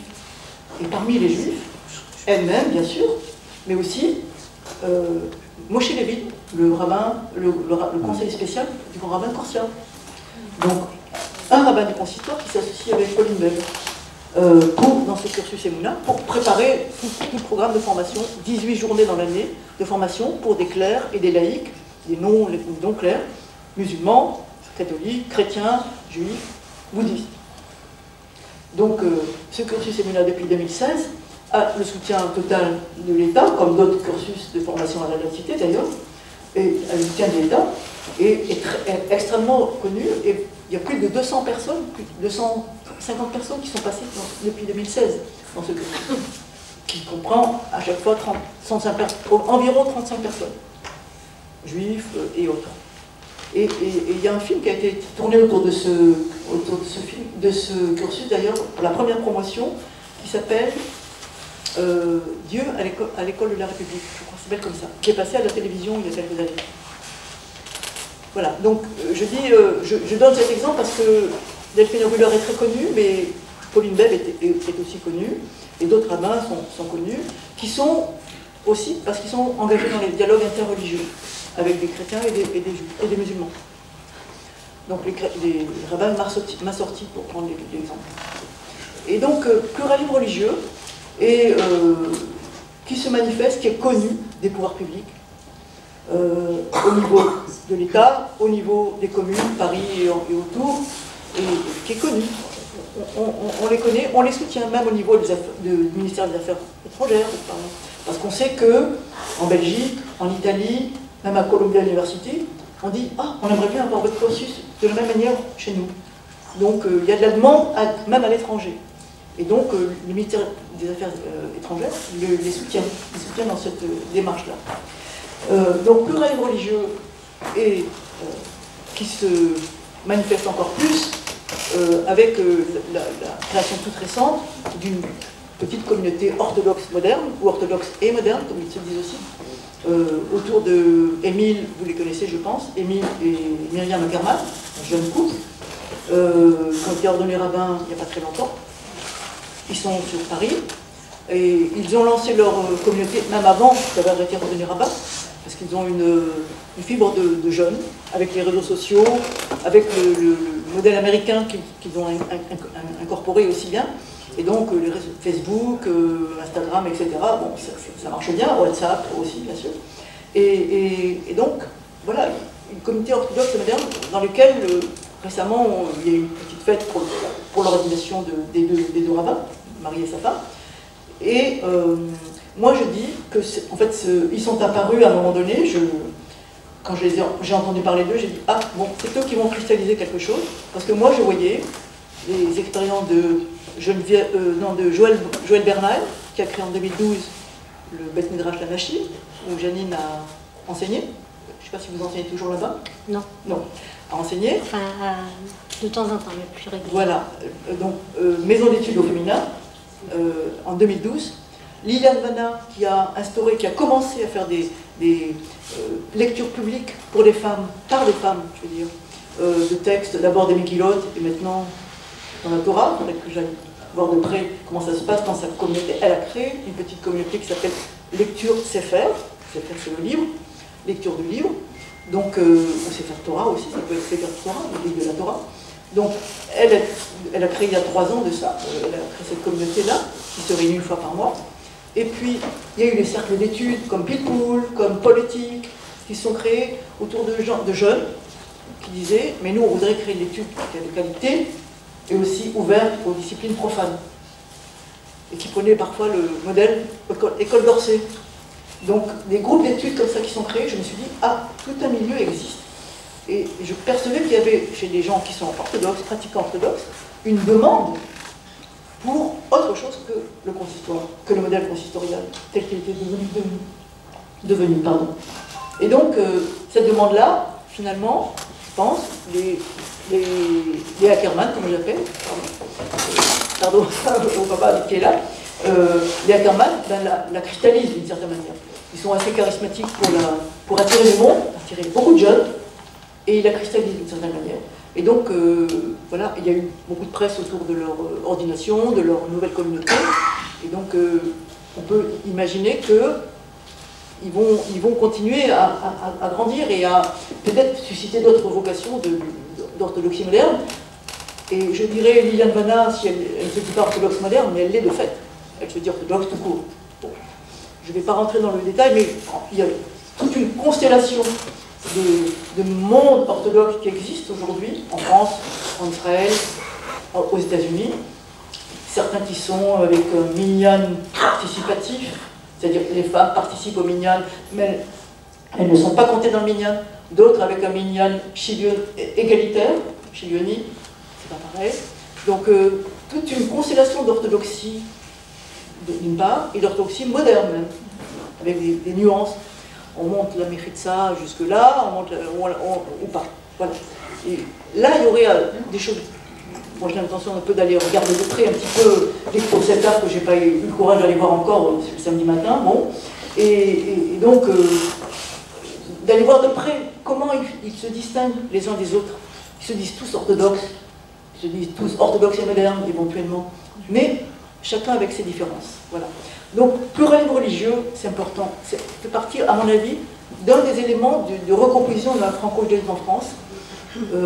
Parce que s'il y a des communautés qui se créent, c'est qu'il y a des gens qui veulent vivre encore en France, hein. C'est qu'il y a des juifs qui veulent vivre encore en France, et pas du tout partir en Israël ou ailleurs. Voilà. Et donc, les autres aspects, les autres éléments de ces composantes d'un futur franco-judaïsme, peut-être, c'est le pluralisme religieux, le pluralisme culturel aussi, religieux, comme j'ai dit, et culturel par ailleurs, et aussi politique. Ça, c'est moins visible, mais ça l'est quand même, au sein du CRIF, par exemple, notamment, d'une part, et avec ce que j'ai appelé des communautés hors les murs. Hors les murs, ça veut dire soit sur Internet, on se réunit sur Internet, voilà, soit des communautés éphémères comme les rassemblements de Limoud. Je ne sais pas si vous avez eu des rassemblements de Limoud, un week-end entier de Limoud, où pendant un week-end, on se réunit tous, chacun peut proposer, moi je vais parler de ce livre-là, vous allez parler de Beth Midrash Hadashim, l'autre il va parler d'une recette qu'il a appris de sa grand-mère, de cuisine ashkénaze ou de cuisine séfarade, et d'autres des danses yiddish ou des danses orientales. Chacun peut proposer quelque chose qu'il connaît, qu'il sait, et qu'il veut transmettre à d'autres. Donc il suffit de proposer à l'équipe organisatrice de Limoud sa proposition, suffisamment à temps pour qu'il fabrique le programme, et ensuite quand on arrive au week-end de Limoud, on a le programme, on dit « Oh tiens, je vais aller voir la cuisine, la recette de cuisine d'un tel, les recettes de cuisine d'un tel, ou tiens, je vais aller voir, on parle de tel livre, ou tiens, je vais aller voir le président du CRIF, il va venir parler. » Ce qui se fait de plus en plus. Donc vient parler dans le président du CRIF, ou d'autres institutions du consistoire, ou d'autres viennent parler là pour dire « Nous on fait ça, et nous on propose ça. » Donc, Limoud, c'est des communautés éphémères, un week-end, 2 week-ends par an, pas plus. Donc ces communautés virtuelles ou éphémères, c'est important en tant que tel. Ce que j'appelle les communautés hors les murs. Et enfin, je dirais qu'il y a toute une série de livres qui sont parus depuis 20 ans, même avant 20 ans, sur la condition, sur les Juifs en France. La condition juive en France, Dominique Schnapper et Elie Raphaël et Chantal Bordon-Ayoul, et d'autres ouvrages encore plus récents, de Dominique Schnapper par exemple, sur les minorités en France, dans la démocratie. D'autres ouvrages de, par exemple, Danny Trom, je ne sais pas si vous avez entendu ce nom, La France sans les Juifs. Tiens, sans point d'interrogation, hein. La France sans les Juifs. C'est une vision extrêmement pessimiste du fait qu'en France, les Juifs partent, et dernière phrase, et personne ne s'en aperçoit. Bon. Mais le même Danny Trom, avec d'autres personnes, d'autres amis à lui, crée la revue K sur Internet. Oui. La revue K qui est depuis 3 ans déjà, hein, qui est de très bonne qualité, européenne, à l'échelle européenne. Tiens, quelqu'un qui dit l'avenir des Juifs en France, c'est plus très assuré, et qui crée une revue sur le judaïsme européen. C'est intéressant. Les éclaireurs israéliens de France qui créent notre revue aussi. Qui s'appelle L'éclaireur, en effet. Dont un des numéros l'année dernière, c'était heureux ou malheureux comme un juif en France. Est-ce qu'on est heureux comme un juif en France ou malheureux comme un juif en France? Une série de contributions non la mienne. Et donc, des revues nouvelles qui se créent, c'est quand même incroyable, comme la revue de Noix qui est un peu plus ancienne. Donc il y a une série de gens qui réfléchissent sur la condition juive en France, qui créent qui publient des ouvrages de réflexion sur ce que pourrait être judaïsme moderne et laïcité. Comme le sociologue qui n'est pas très connu, mais qui gagnerait à être connu, qui s'appelle Simon Bull, qui était sociologue, vous le connaissez? Non, mais vous le citez largement dans l'ouvrage. Bien sûr, qui était sociologue des questions d'égalité, d'insertion des jeunes dans le marché du travail, etc. Et puis, après la retraite, il a fait 3 ouvrages déjà sur la question juive, sur son identité juive. Le premier, c'était pour un judaïsme culturel. Ensuite, c'était modernité juive au pluriel et laïcité française. Et ensuite, c'était autour de Michael Walzer. Il a fait un livre sur Michael Walzer et sa conception du pluralisme. Un pluralisme, il ne dit pas horizontal, mais un pluralisme égalitaire. Pas surplombant. Un universalisme pas surplombant, mais égalitaire. Donc, et une certaine conception du pluralisme ouverte. Voilà. Donc, une série de publications de ce type-là qui font penser que, tiens, il y a des gens qui réfléchissent sur qu'est-ce que c'est être juif en France aujourd'hui et qu'est-ce que ça pourrait être. Et donc, moi, je pense que si la deuxième forme de franco-judaïsme a existé, s'est créée dans les années 80, et en 2008, l'UEJF a récidivé avec ce cornet de glace dans lequel on a deux drapeaux, deux boules, l'une selon le drapeau israélien, l'autre selon le drapeau français. C'était en 2008. Donc, si on a tant de gens qui créent des revues, qui publient des réflexions, etc., donc je pense qu'il y a quelque chose qui se cherche. Mais clairement, des juifs qui disent « moi je reste en France, moi mon avenir est en France », ou qui ne le disent même pas, parce que ça leur paraît évident peut-être. Et donc peut-être que tous ces éléments-là sont des éléments d'une recomposition d'un autre franco-judaïsme, je ne sais pas lequel ça sera, à réfléchir, et avec cette pluralité juive religieuse, culturelle et politique. Voilà, donc, et l'autre chose sur quoi j'insisterai, mais on en reparlera peut-être pendant le débat, c'est sur la question des relations interreligieuses. Je pense que c'est un élément important, parce que avec le monde chrétien et avec le monde juif, le monde musulman, pardon, c'est important, parce que c'est ce que j'appelle des alliances horizontales, parce que l'alliance avec l'État, c'est bien, pourquoi pas, c'est important d'avoir le soutien de l'État, mais il ne suffit pas. Et donc c'est avec toute la société qu'il faut réfléchir, toutes les composants de la société, que ce soit les Arméniens, que ce soit les Tutsis, et que ce soit les musulmans, que ce soit les chrétiens, catholiques ou protestants. Et donc c'est avec eux qu'il faut absolument parler, pour se faire comprendre, qu'est-ce que c'est la complexité du judaïsme, et pour se faire accepter aussi. Voilà. Merci à vous. Merci beaucoup.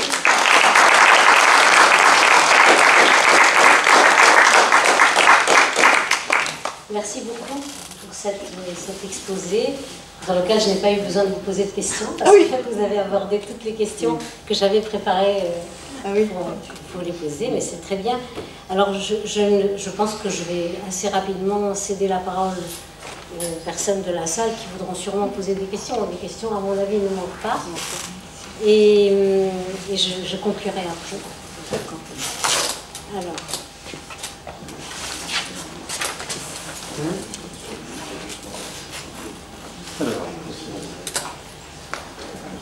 Merci pour cet exposé. J'ai une question très pratico-pratique à vous poser sur l'avant-dernière partie de votre exposé. Vous avez commencé votre exposé par le mot étudiant, et ce qui m'intéresse, c'est les actions possibles envers les étudiants. Frédéric Vidal a créé une mission laïcité, lutte contre le racisme et l'antisémitisme, la direction générale de l'enseignement supérieur, et a demandé qu'il est référent lutte contre le racisme et l'antisémitisme dans chaque université. Quelles recommandations d'action, ma question est simple, quelles recommandations d'action vous feriez pour ces référents par rapport à des actions envers les étudiants? Je ne parle pas de travaux de recherche, je parle d'actions possibles que ces référents pourraient mettre en place dans nos universités.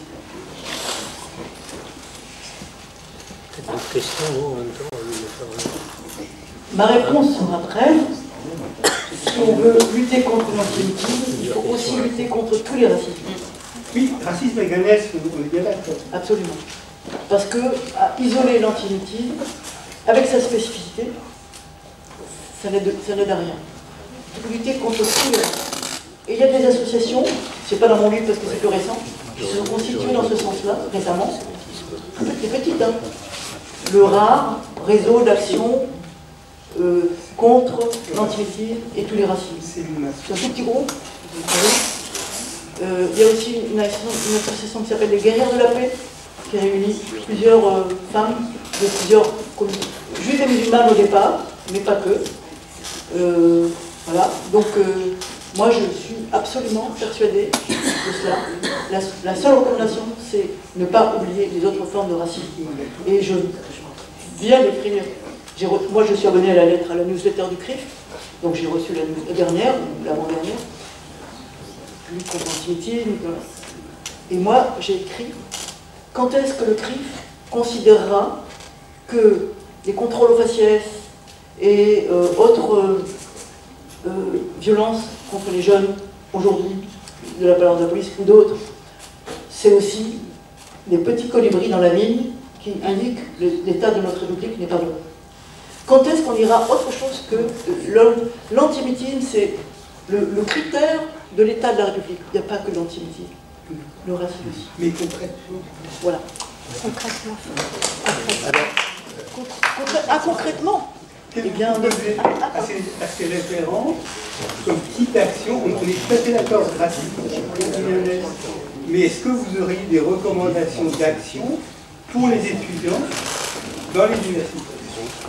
D'aller à la rencontre des organisations qui luttent contre le racisme, les racismes en général, que ce soit la Ligue de l'Homme, que ce soit l'ANICA, que ce soit le MRA, et les organisations, je ne sais pas à Strasbourg lesquelles il y a, mais qui luttent contre le racisme anti-noir ou anti-maghrébin ou anti-autre chose, quoi. Voilà, qui sont plus spécifiques. Bon, à Paris, il y a SOS Racisme, je ne sais pas s'il y a SOS Racisme ici à Strasbourg, mais de se mêler à ces milieux-là, d'aller vers cela aussi. Ouais.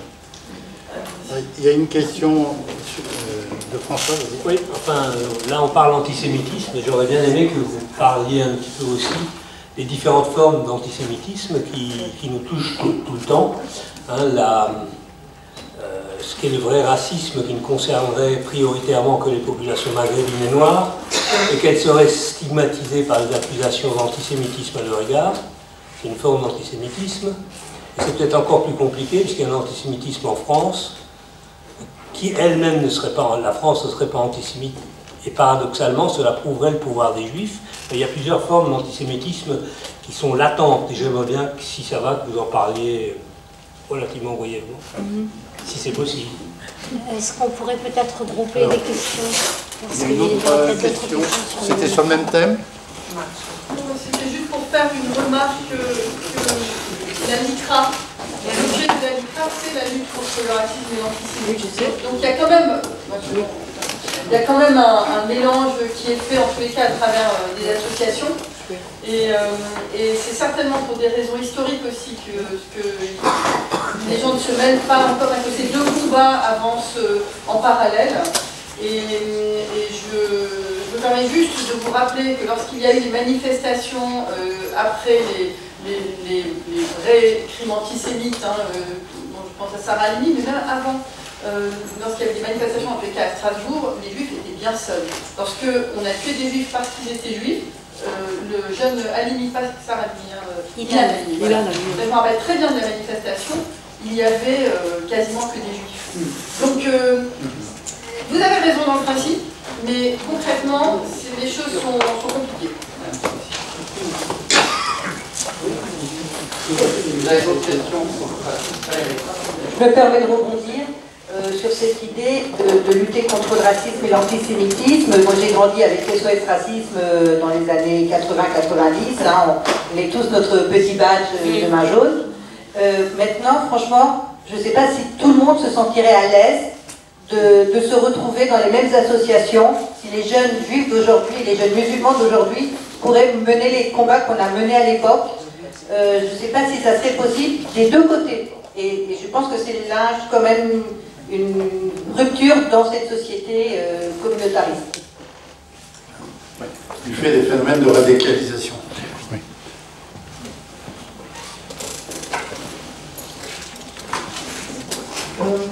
SOS Racisme, depuis, c'était en 2018 ou 2017, leur première Tour de France. Je ne sais pas si vous avez entendu parler de ça. Salam, salut. Salam, shalom, salut. SSF. Et c'était l'UEJF avec SOS Racisme. qui ont préparé ce Tour de France. Après, le deuxième a été stoppé par le... Il s'est terminé juste au moment du Covid, hein, de la première épidémie du Covid. Mais quand même, il y a un travail ensemble avec l'UEJF très important. Et un des formateurs de ces Tours de France, d'ailleurs, il y a un film qui s'appelle « À notre tour », qu'on trouve, je crois, sur Internet, qui a été filmé par Anna Assouline, qui a elle-même fait un film qui s'appelle « Les guerres de la paix » pour Israël et Palestine. Mais elle a filmé le premier tour de SOS Racisme avec l'UEJF, à notre tour, elle a fait ça, et où juifs et musulmans, et arabes musulmans, en fait ils se disent arabes plutôt, pas musulmans, font le tour des collèges, des lycées, des centres sociaux pour déconstruire les préjugés contre les juifs et contre les arabes. Et il y a beaucoup de débats, enfin, d'après le film que j'ai vu, parce que moi j'étais pas dans la première tournée, hein, j'étais pas dans la deuxième d'ailleurs, d'après le film que j'ai vu, il y avait beaucoup de débats autour d'Israël, distinguer Israël des juifs, etc. Donc ça existe. SOS Racisme, c'est un des lieux où, pour les jeunes, c'est un lieu de jeunes, c'est très important qu'il y ait des jeunes. C'est un des lieux où des jeunes se retrouvent, juifs aussi, sans problème, parce qu'il y a de longue date ce travail avec le JF. Et il faut continuer, malgré les difficultés éventuellement. Voilà. Ensuite, la LICRA, les juifs étaient bien seuls à certaines... Oui, c'est vrai, à certaines manifestations, les juifs étaient bien seuls.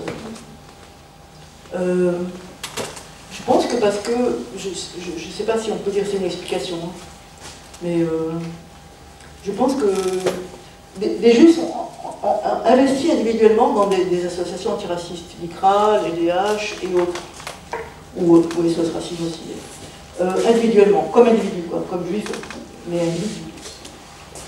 En tant que tel, des associations juives ou des institutions juives ne portent pas beaucoup le discours antiraciste, le discours de lutte contre le racisme. En tant que juif, en tant qu'institution juive, ça va commencer à se faire, j'espère, mais ce n'est pas encore le cas, complètement. Et je pense que ça contribue, je bouscule un peu, hein, au-delà de ce que j'écris dans mon livre, hein, mais ça contribue à un certain isolement. Et je veux dire, je voudrais juste rappeler aussi une phrase que dit, je cite dans mon livre, le grand Alain Corsia, quand il cite la phrase d'Emmanuel Valls, « La France sans les Juifs ne serait pas la France ». Et lui, en 2019, dans c'était un congrès islamique de France, un truc comme ça, qui était co-organisé avec la Fondation de l'Islam de France, Raleigh Bencher,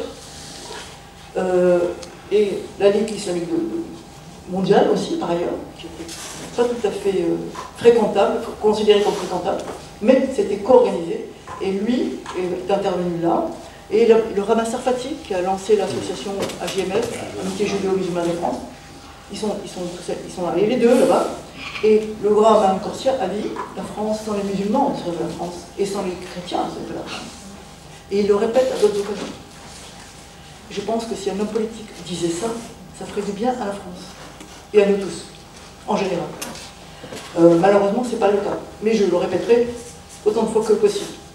Et donc, si les Juifs sont tout seuls, parfois, c'est moins le cas maintenant. C'est vrai qu'on se pose des questions. Dans les manifestations, c'est peut-être aussi pour cette raison-là, c'est que l'exceptionnalité du cas des Juifs, de l'antisémitisme, c'est pas évident à tenir, je dirais. De même que quand on parle de les Juifs sont les sentinelles de la République, c'est pas évident comme position. Les sentinelles, ce sont elles qui reçoivent les premiers coups. Quand même. C'est vaillant, c'est courageux, c'est ce qu'on veut. Mais c'est les sentinelles qui reçoivent les premiers coups.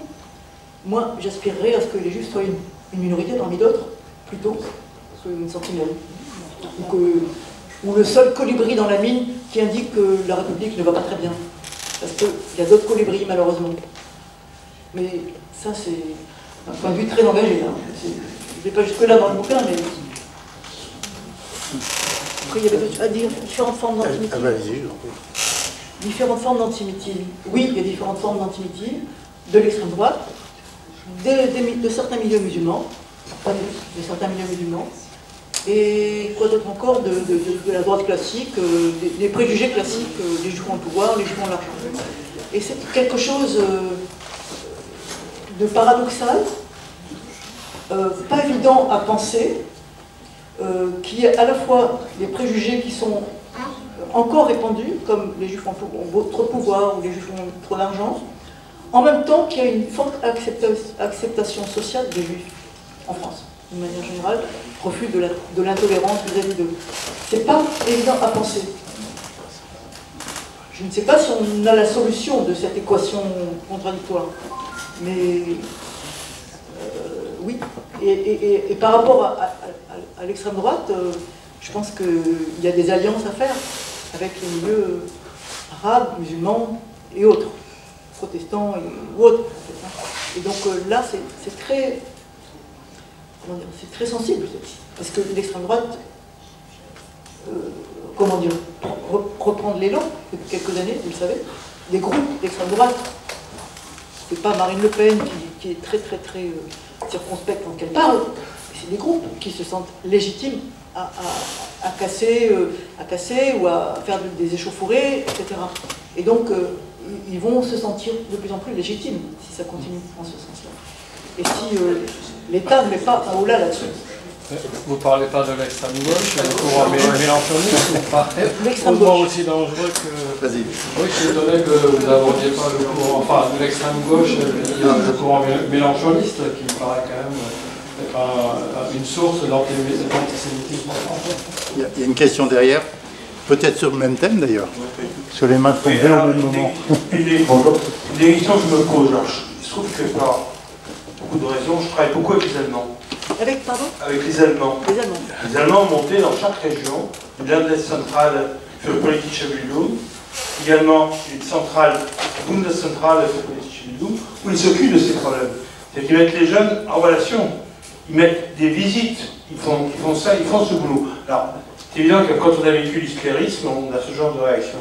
Mais je me demande si la licité à la française, qui fait qu'on nie complètement ces affaires-là, qu'on ne s'en occupe pas, que la République laisse se faire des oppositions violentes, il n'y a pas d'information, c'est pas une des grosses causes du problème.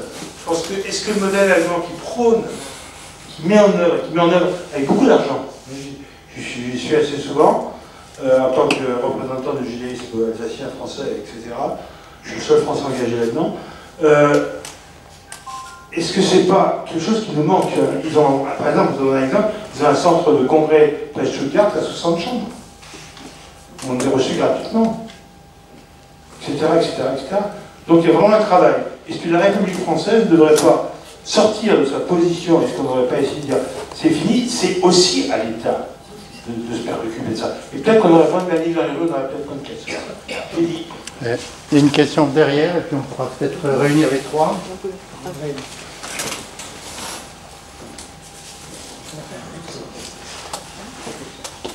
Oui, merci. Si la lutte, enfin, si on fait unité par rapport à la lutte contre l'antisémitisme et l'idée de la lutte contre l'antisémitisme, ça fait unité chez les Juifs. En entendant votre discours, madame, il me semblait qu'il y avait une question qui venait. Tout d'abord, c'était l'unité chez les Juifs. Est-ce qu'il y a suffisamment de respect et est-ce qu'il n'y a pas de rejet comment on va dire, de courant judaïsme, de la manière d'être juif, et j'aimerais bien entendre votre avis là-dessus. Merci.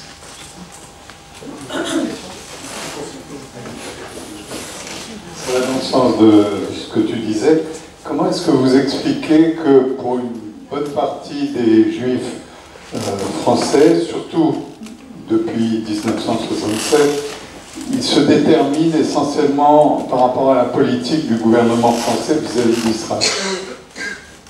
Par rapport à la politique du gouvernement français vis-à-vis d'Israël. Il y a encore une question là. Pas vraiment. Je crois qu'il faudrait peut-être faire trop de multiples. Voilà. Alors, sur la question du pluralisme religieux que vous avez évoqué, vous avez parlé de cette pluralisation religieuse qui déborde d'une certaine le consistoire sur sa droite et sur sa gauche. Est-ce qu'on peut parler, est-ce qu'on met fin à ce qui était un peu historiquement une anomalie française par rapport à ce qui existe dans les grandes communautés de diaspora. Est-ce qu'on peut considérer que c'est justement un réalignement du judaïsme français au plan religieux avec ce qui se fait ailleurs dans les grandes communautés de diaspora, dont les États-Unis, dont l'Angleterre, dont l'Allemagne, etc.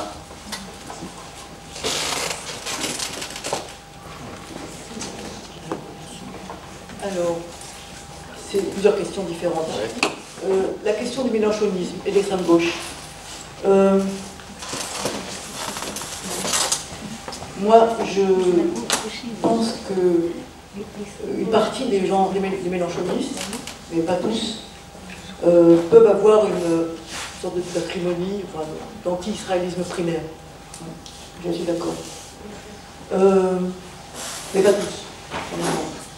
Ensuite, c'est pas, si je peux dire, dans la philosophie de l'extrême gauche que d'être antisémite. C'est important. Et par ailleurs, depuis quelque temps, depuis un an à peu près, Émile Ackerman et une autre personne qui n'est pas religieuse, qui s'appelle Jonas Pardot, font des interventions aussi dans les milieux de la France insoumise, de formation sur l'antisémitisme. Là-bas, ils l'ont fait aussi chez les Verts, chez l'ELV. Et depuis plusieurs années, il y a une commission qui s'est créée sur la question de l'enfant. Ah, pardon.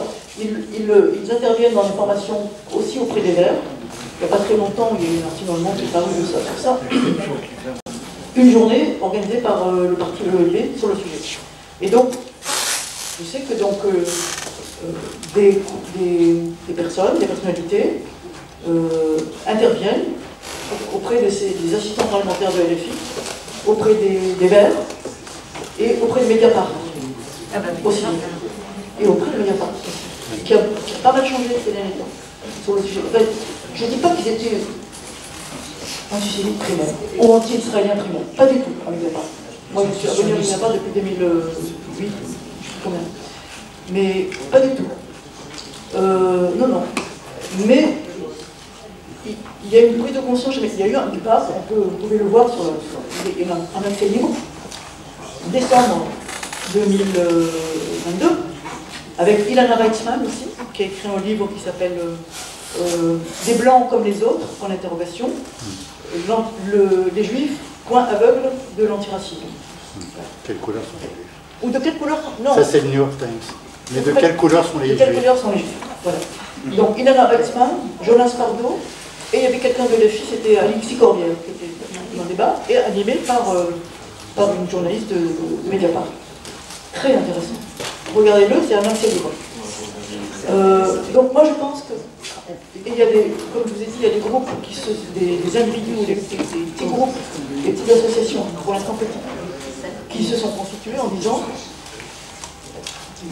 on va pas, on est de gauche, et on va faire du ménage à gauche aussi, on veut dire. Et on va travailler avec la gauche pour leur dire n'oubliez pas l'antisémitisme.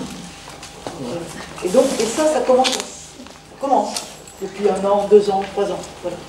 Donc, moi je ne mettrai pas du tout dans le même panier l'extrême droite qui est génétiquement antisémite, même si elle ne le dit pas toujours, et l'extrême gauche qui n'est pas génétiquement antisémite. Ensuite, la laïcité française, est-ce qu'elle est un frein à ce travail sur l'antisémitisme? Je ne sais pas si c'est la laïcité française. Je pense que c'est le républicanisme français, plus exactement. Un certain républicanisme français qui dit je ne veux voir aucune couleur, pas seulement aucune religion, mais aucune couleur. Il n'y a pas d'ethnie en France, il n'y a pas de minorité en France. Et du coup, on s'interdit de penser des cultures minoritaires et on veut penser le citoyen abstrait. Or, on n'est pas des citoyens abstraits, on est des citoyens avec des cultures, des couleurs de peau ou des couleurs de cour. Bon, donc je pense que c'est plutôt ce républicanisme-là qui dit à l'école, je ne veux voir aucune culture, je ne veux voir aucune... C'est que des individus qui, quand ils mettent les pieds à l'école, ils sont ni juifs, ni chrétiens, ni musulmans, ni arabes, ni autre chose. Et ça, ce républicanisme-là, il est un peu aveugle aux minorités, en général, dans l'espace public. Alors que la société française, elle évolue, elle est devenue multiculturelle. Et il y a beaucoup de gens qui travaillent avec cet aspect, cette dimension nouvelle, enfin, pas si nouvelle, mais quand même, qui est beaucoup développée, de cette multiculturalité de fait. On ne va pas développer des politiques multiculturelles, de droits différenciés pour les uns et les autres. C'est pas ça le sujet. On va quand même prendre en compte des cultures différentes. Et d'ailleurs, beaucoup d'enseignants, dans les écoles publiques, je parle pas des écoles privées, c'est encore un autre sujet, mais beaucoup d'enseignants font avec les différences. Les cultures différentes qu'ils ont devant eux, avec les autres. Mais c'est le refus théorique et politique de l'État et des bons républicains de dire il y a des cultures minoritaires, on travaille avec. C'est ce refus-là qui est le plus gênant, à mon avis, pour traiter les questions d'antisémitisme, à mon avis. Ou pas que de l'antisémitisme, de toutes sortes de choses. Après, est-ce que l'unité chez les Juifs, est-ce qu'il peut y avoir une unité chez les Juifs? Il y a toujours des bagarres entre les Juifs. Il y a toujours des... Je suis de cette synagogue et pas de l'autre. Dans la même synagogue. Et celle où je ne vais pas. Et celle où je ne vais pas, voilà. Il y a celle où je ne vais pas du tout. Comment dire si on est dans une société... Vous voyez, si on est dans une société ouverte et tolérante, comme l'est déjà la société française, malgré les blocages politiques sur le républicanisme abstrait, si on est dans une société ouverte comme ça, je pense que c'est pas parce qu'on n'est pas d'accord avec les juifs ultra-orthodoxes, ou les juifs libéraux, ou les juifs autres. Bon, ils jouent leur... Chacun vit sa vie, quoi. Voilà.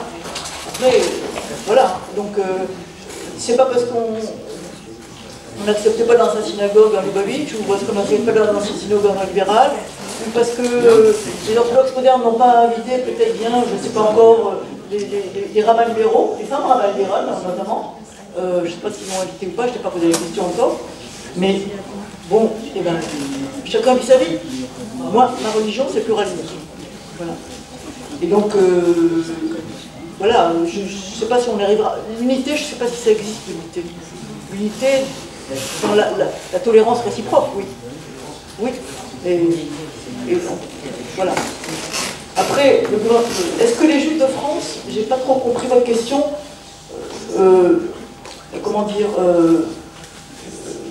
ont une position vis-à-vis d'Israël qui serait celle du gouvernement français. C'est ça votre question? C'est qu'ils se déterminent essentiellement en fonction de la position du gouvernement français par rapport à Israël, et ils sont à l'affût de ces décisions du gouvernement français. Oui, ils sont à l'affût des décisions du gouvernement français, lequel tient un équilibre difficile sur une position encore difficile aujourd'hui pour beaucoup de gens, en Israël et en Palestine aussi d'ailleurs, deux peuples, deux États. C'est la position officielle normalement d'Israël. Et l'État français tient cette position. Je pense que c'est plus par rapport à l'opinion publique française que des Juifs de France se situent aujourd'hui par rapport à Israël. L'opinion française est contre Israël, par exemple. Et donc, on va défendre Israël. Et donc, publiquement, il ne faut surtout pas faire de critiques par rapport à Israël, parce qu'on donne du grain à moudre aux ennemis d'Israël. Et là, il y a deux stratégies possibles. Soit on dit publiquement son désaccord ou son accord avec la politique israélienne actuelle, soit on le dit pas parce qu'on a peur de donner du grain à moudre aux ennemis d'Israël, soit on pense que si on ne le dit pas, ça va donner encore plus de grain à moudre aux ennemis d'Israël. Et qu'il faut faire entendre une voix de Juifs de France, pro-israéliens et pro-paix. Les deux à la fois. C'est-à-dire, pour l'élection d'Israël, c'est clair, c'est évident. Ça, c'est ma position, moi, personnelle. Mais en même temps, critique vis-à-vis de certaines politiques israéliennes. Que ce soit celle d'aujourd'hui ou celle d'avant, d'ailleurs. Donc, c'est plus par rapport à l'opinion publique, à mon avis, que les Juifs de France se prononcent publiquement ou pas. Parce que le gouvernement français, il a une position déjà connue. Il n'est ni pro-arabe, ni pro... Il soutient les Juifs de France, de manière générale. Et il soutient la position officielle d'Israël, qui n'est pas tout à fait respectée aujourd'hui, de peuple, de États. Après, la question du pluralisme religieux, est-ce qu'il y a un réalignement avec les autres communautés? Le mot réalignement est un peu bizarre, mais disons que ça me fait penser à un propos de Pauline Bève, que j'ai interrogé il y a quelque temps déjà, qui me dit, mais dans le judaïsme, il n'y a jamais eu de centralisme, de centralisation. Donc chaque communauté vit sa vie. Donc pourquoi pas, voilà, on est hors consistoire, pas sûr, on est hors consistoire, mais on n'est même pas dans la fédération nouvelle qui s'est créée, j'aime, j'ai eu des grands moments. Chacun vis-à-vis. Et c'est la situation habituelle des communautés juives en diaspora, on va dire. C'est vrai que le centralisme français, le jacobinisme français, qui est devenu un jacobinisme israélite, proprement israélite, est un peu exceptionnel, c'est vrai. Et il est différent de ce qui se passe même en Angleterre, où il y a un grand pluralisme, ou en Allemagne, où il y a un grand pluralisme. Mais il a tendance à déteindre un petit peu. En Allemagne, je crois que c'est assez récent qu'une communauté juive libérale a été reconnue. C'est récent. En dehors de l'organisme central qui discute avec l'État allemand. Voilà. Et le pluralisme français, le centralisme français a été adopté en Israël. Il y a un rabbin assorti, Yeshaïa d'Alsace, qui dit, lui, je ne sais pas où est-ce qu'il a écrit déjà, que en Israël et en France, ce sont les deux seuls pays où il y a un rabbinat central. Oui, mais le rabbinat central, il a deux têtes en Israël, on sait, Ashkenaz et Sepharad, mais en France, il y a un rabbinat central, mais des synagogues consistoriales sont largement dépassées aujourd'hui. Et ça, je l'ai entendu de la bouche d'un autre responsable institutionnel qui n'est plus en poste aujourd'hui, mais qui le disait à quelqu'un de la communauté Ayeka, au consistoire, il y a beaucoup de communautés qui ne sont plus affiliées au consistoire. Ils sont associés éventuellement, mais qui ne sont plus affiliés au consistoire. Pour des raisons de sous, et d'autonomie tout simplement. Donc, et le consistoire, moi c'est ce que je pensais personnellement de lui. Le consistoire, bon, il a fait son temps, il reste l'institution, la façade, on va dire, la façade officielle. Mais en même temps, pragmatiquement parlant, il y a d'autres relations entre les communautés, la sortie libérale et autres, et l'État français. Bon. Peut-être une toute petite, parce que ça fait déjà un petit bout de temps qu'on a du plaisir à écouter, mais je te passe.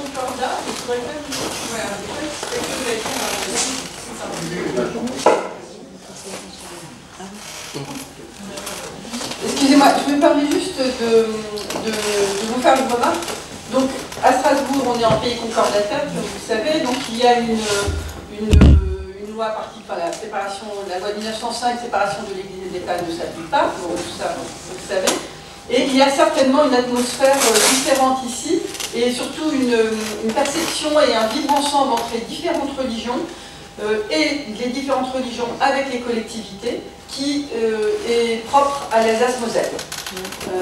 Voilà, donc je suis conseillère régionale déléguée à la culture et à l'interreligieux, et donc je m'occupe justement de favoriser le dialogue interreligieux, de faire vivre en tant que conseillère régionale, c'est-à-dire d'une collectivité, de faire vivre le dialogue interreligieux en Alsace et en Moselle. Et on essaye de le faire sortir. Je voudrais juste à ce sujet vous dire quelque chose en fait qui est mon sentiment mais qui est fondé et dont vous n'avez pas parlé, je m'attendais éventuellement à ce que j'en parle, c'est qu'il y a un renouveau du franco-judaïsme qui est tout à fait porté par la parole du grand rabbin de France, Reine Corsia. On parle c'était Paul Salmona Dumas qui a parlé de la tâche aveugle en parlant de l'histoire des Juifs de France, de la tâche aveugle dans le récit national. Et que c'est également porté par le nouveau président du CRIF, Yonatan Arfi, qui a également une vision des Juifs de France aujourd'hui, de la communauté juive, pas uniquement en rapport avec la Shoah, pas uniquement en rapport avec l'antisémitisme, mais en tant que minorité qui existe en France depuis, on le sait bien ici en Alsace, 1000 ans, au moins, enfin qui a toujours été là, et qui a apporté aussi sa pierre à l'édifice, à la construction de la France. Et je me permets encore, parce que je vous le dis j'allais dire en avant-première, j'ai vécu quelque chose de vraiment très très très intéressant la semaine dernière. Vous connaissez la ville de Troyes, vous savez que Rachy était originaire de Troyes. Il y a une maison Rachy à Troyes et un institut universitaire. C'était une volonté, une idée du grand rabbin René Sirad à l'échelle. Et donc cette maison Rachy à Troyes, je ne parle pas d'institut universitaire, je parle de la maison Rachy qui est dans les locaux de la communauté juive, enfin de la synagogue de Troyes. Donc il y a un musée, il y a eu les assises Rachy ce dimanche, etc. Ah, c'est dimanche. Ouais, là dimanche il y a eu les assises Rachy avec des conférences sur Rachy, etc. Il y a une volonté de l'État, c'est-à-dire de la préfecture, du département de l'Aube, de la région Grand Est, en l'occurrence voilà, que je représente, de la région Grand Est, comment dire, de propulser, pas de propulser, mais de favoriser la connaissance de cette autorité morale et spirituelle qu'a été Rachid, qui était un exégète du XIe siècle, donc on parle quand même on parle de très très loin, mais il y a une volonté vraiment de faire connaître Rachid à tout le territoire de l'Aube et au-delà. Et c'est assez incroyable, c'est-à-dire vous avez, on a créé une structure juridique, un GIP, un groupement d'intérêt public, avec, comme je vous ai dit, les collectivités, c'est-à-dire État, région et département et ville de Troyes, avec la communauté juive évidemment de Troyes, donc pour créer vraiment pour renforcer, pour que en fait la maison Rachid de Troyes, excusez-moi je me trompe un peu, et pour que la maison Rachid de Troyes soit labellisée patrimoine culturel européen. Voilà, pour qu'elle soit labellisée patrimoine culturel européen. Et j'ai eu une discussion avec la présidente de l'office de tourisme du département de l'Aube, et qui me dit, qui n'est pas du tout juive, et d'ailleurs là-dedans personne n'est juif, à part moi, mais sinon et le président de la communauté, sinon personne n'est juif.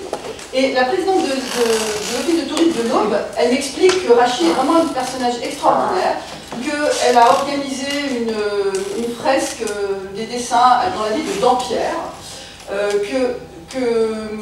sur Rachid, que les gens étaient très contents parce qu'ils n'avaient jamais vu de juifs de leur vie, que Rachid, il a été novateur avec ses filles puisqu'il les a éduquées, etc., que c'était un féministe avant l'heure, qu'il était en contact avec la yeshiva de Mayence, de Worms, etc., et que donc il faisait déjà du transfrontalier, enfin, il avait une ouverture européenne, et elle me dit qu'avec les tosafistes aussi, c'est quand même quelque chose de très intéressant, et elle me dit, et puis vous savez, les Lazim, à moi elle me dit, les Lazim nous apprennent le français du XIe siècle.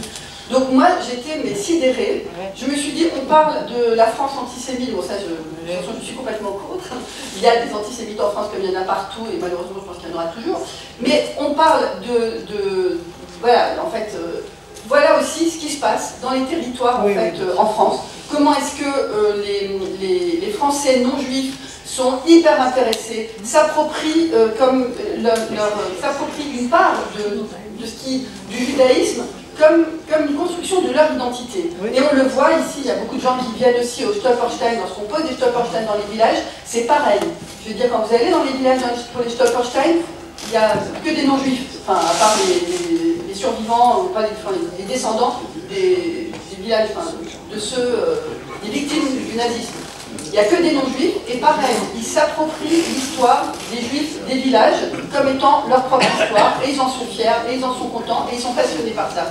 Donc voilà, je voulais vous faire part juste de ce sentiment et de cette expérience que j'ai très régulièrement, et qui m'étonne, enfin pas qui m'étonne, mais positivement, dans un sens vraiment positif. Et je pense que tout n'est pas perdu en France pour les juifs.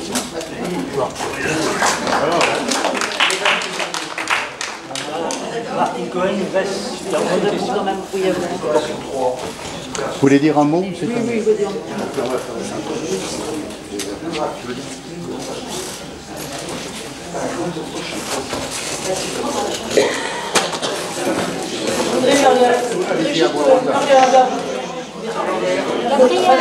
Madame, je voulais juste vous répondre très brièvement. Oui, Paul Salmona et Dominique Stapper qui ont fait ce colloque qui a été publié ensuite, les Juifs, les Juifs, tâche aveugle dans l'histoire de France. Oui, c'est un colloque hommage qui s'est tenu il y a 2 ou 3 ans, qui a été publié longtemps. Et bien sûr que ça fait partie de ces livres que j'évoquais dans la dernière partie sur la réflexion de l'appartenance juive à la France. Qu'est-ce que c'est être juif en France aujourd'hui? Et donc, cette incroyable position d'une dominataire républicaine pure et dure, qui parle d'un coup comme des historiens très contemporains qui disent les composantes diverses de la France de l'immigration. Comme Noriel, presque, comme l'historien Gérard Noriel. La France est faite de 1000 composantes.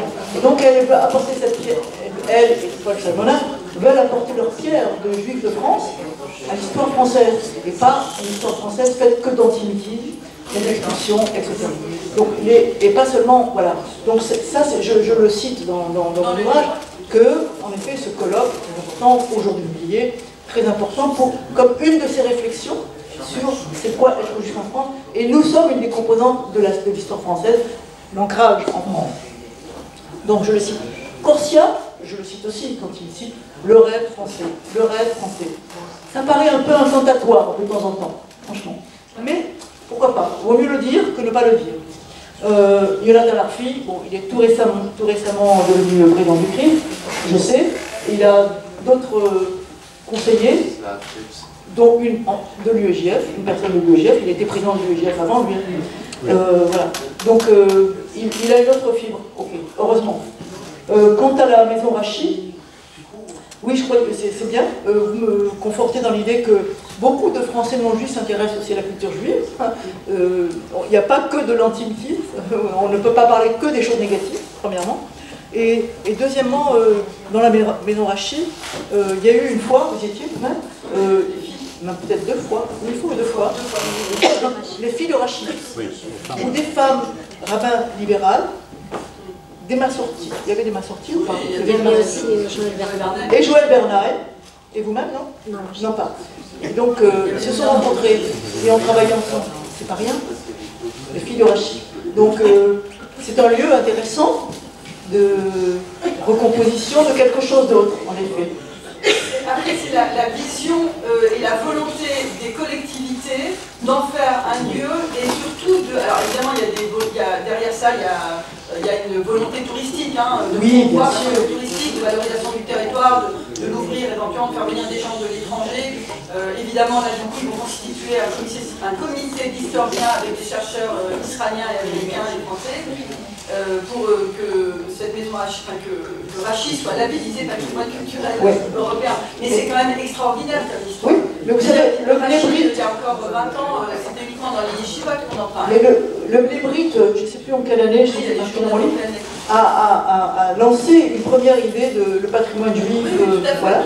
Et après, ça s'est diffusé dans toute l'Europe, dans toute la France et dans toute l'Europe. Donc ça aussi, ça fait partie des éléments d'ancrage des juifs en Europe, en France et en Europe, tout simplement. Je pense qu'il y a quelque chose qui se passe. On va conclure si vous voulez bien. Alors Janine. Oui, on va conclure parce que l'heure tourne. Je veux juste ajouter à Gabriel que Rachid, c'est pas la première fois qu'on s'y intéresse en milieu non-juif. Au Moyen-Âge déjà, il y avait un théologien chrétien qui était juste après Rachid, Nicolas de Lyre, qui connaissait parfaitement Rachid, et dans la suite des temps aussi. Et d'autre part, tu parles des Loazim, il y a eu des études faites et par des juifs et par des non-juifs sur l'apport de Rachid à la langue romane, à l'ancien français du Moyen-Âge. C'est quelque chose qui est connu. C'est peut-être pas connu par nos juifs, pardon de le dire comme ça. C'est pas tellement connu par nos juifs. Et peut-être que maintenant que des non-juifs s'intéressent de plus en plus, peut-être que ça va être un aiguillon pour nos communautés juives de reconsidérer leur rapport à nos textes juifs. Alors je ne veux pas rallonger cette conclusion, je voulais juste peut-être citer quelques mots-clés qui ont été prononcés qui me semblent extrêmement importants. Ces mots, ce sont les changements à travers le temps, dans la société juive, dans les institutions et dans le rôle et le positionnement des institutions juives, avec en particulier cette très intéressante étude du consistoire qui a changé de positionnement et qui est entouré maintenant par d'autres institutions qui prennent sur d'autres plans le relais. Le deuxième mot-clé, extrêmement important, et vous comprendrez pourquoi pour moi il est particulièrement important, pas seulement pour moi mais pour moi aussi, c'est le mot de pluralisme. Il n'y a pas d'échappatoire nous sommes obligés, pour que nos communautés juives continuent à vivre, de prendre en compte ce pluralisme, de ne plus imaginer qu'il n'y a qu'une seule manière d'être juif. Chacun, dans son rapport personnel au judaïsme, à la loi, au texte, se positionne comme il veut ou comme il peut. Mais de façon générale, personne ne peut être exclu de la définition de juif. Il y a une définition halachique, il y a une définition plus générale, et on ne peut pas dire qu'un juif moins religieux, pas religieux, ou qui se reconnaît dans le sionisme, ou qui se reconnaît dans les traditions culinaires, etc., etc., on ne peut pas le considérer comme un juif de seconde zone. Le troisième mot qui me semble capital, c'est le mot de solidarité, que Martine a plusieurs fois utilisé, solidarité à tous les niveaux, solidarité à l'intérieur de la communauté, pour que les uns et les autres, nous acceptions de nous parler, et pas seulement de nous parler, mais nous acceptions vraiment comme étant, je reprends un mot, je ne sais plus si c'est de Lévinas ou d'un autre penseur juif, comme étant des facettes, l'une des 70 facettes du judaïsme. Et le dernier mot, qui me semble extrêmement important aussi, c'est pas un mot, c'est peut-être une notion, c'est d'accepter les contradictions qui font la richesse et le sel et le sucre de la vie. Les contradictions ne doivent pas être réduites. C'est un enseignement profondément juif, ça, que les contradictions doivent avoir leur place. Elles n'ont pas à être réduites ou oubliées ou dissoutes dans quelque chose qui serait une espèce de magma généralisant. Elles existent, elles sont à prendre en compte et elles sont la vie même. Merci à vous tous.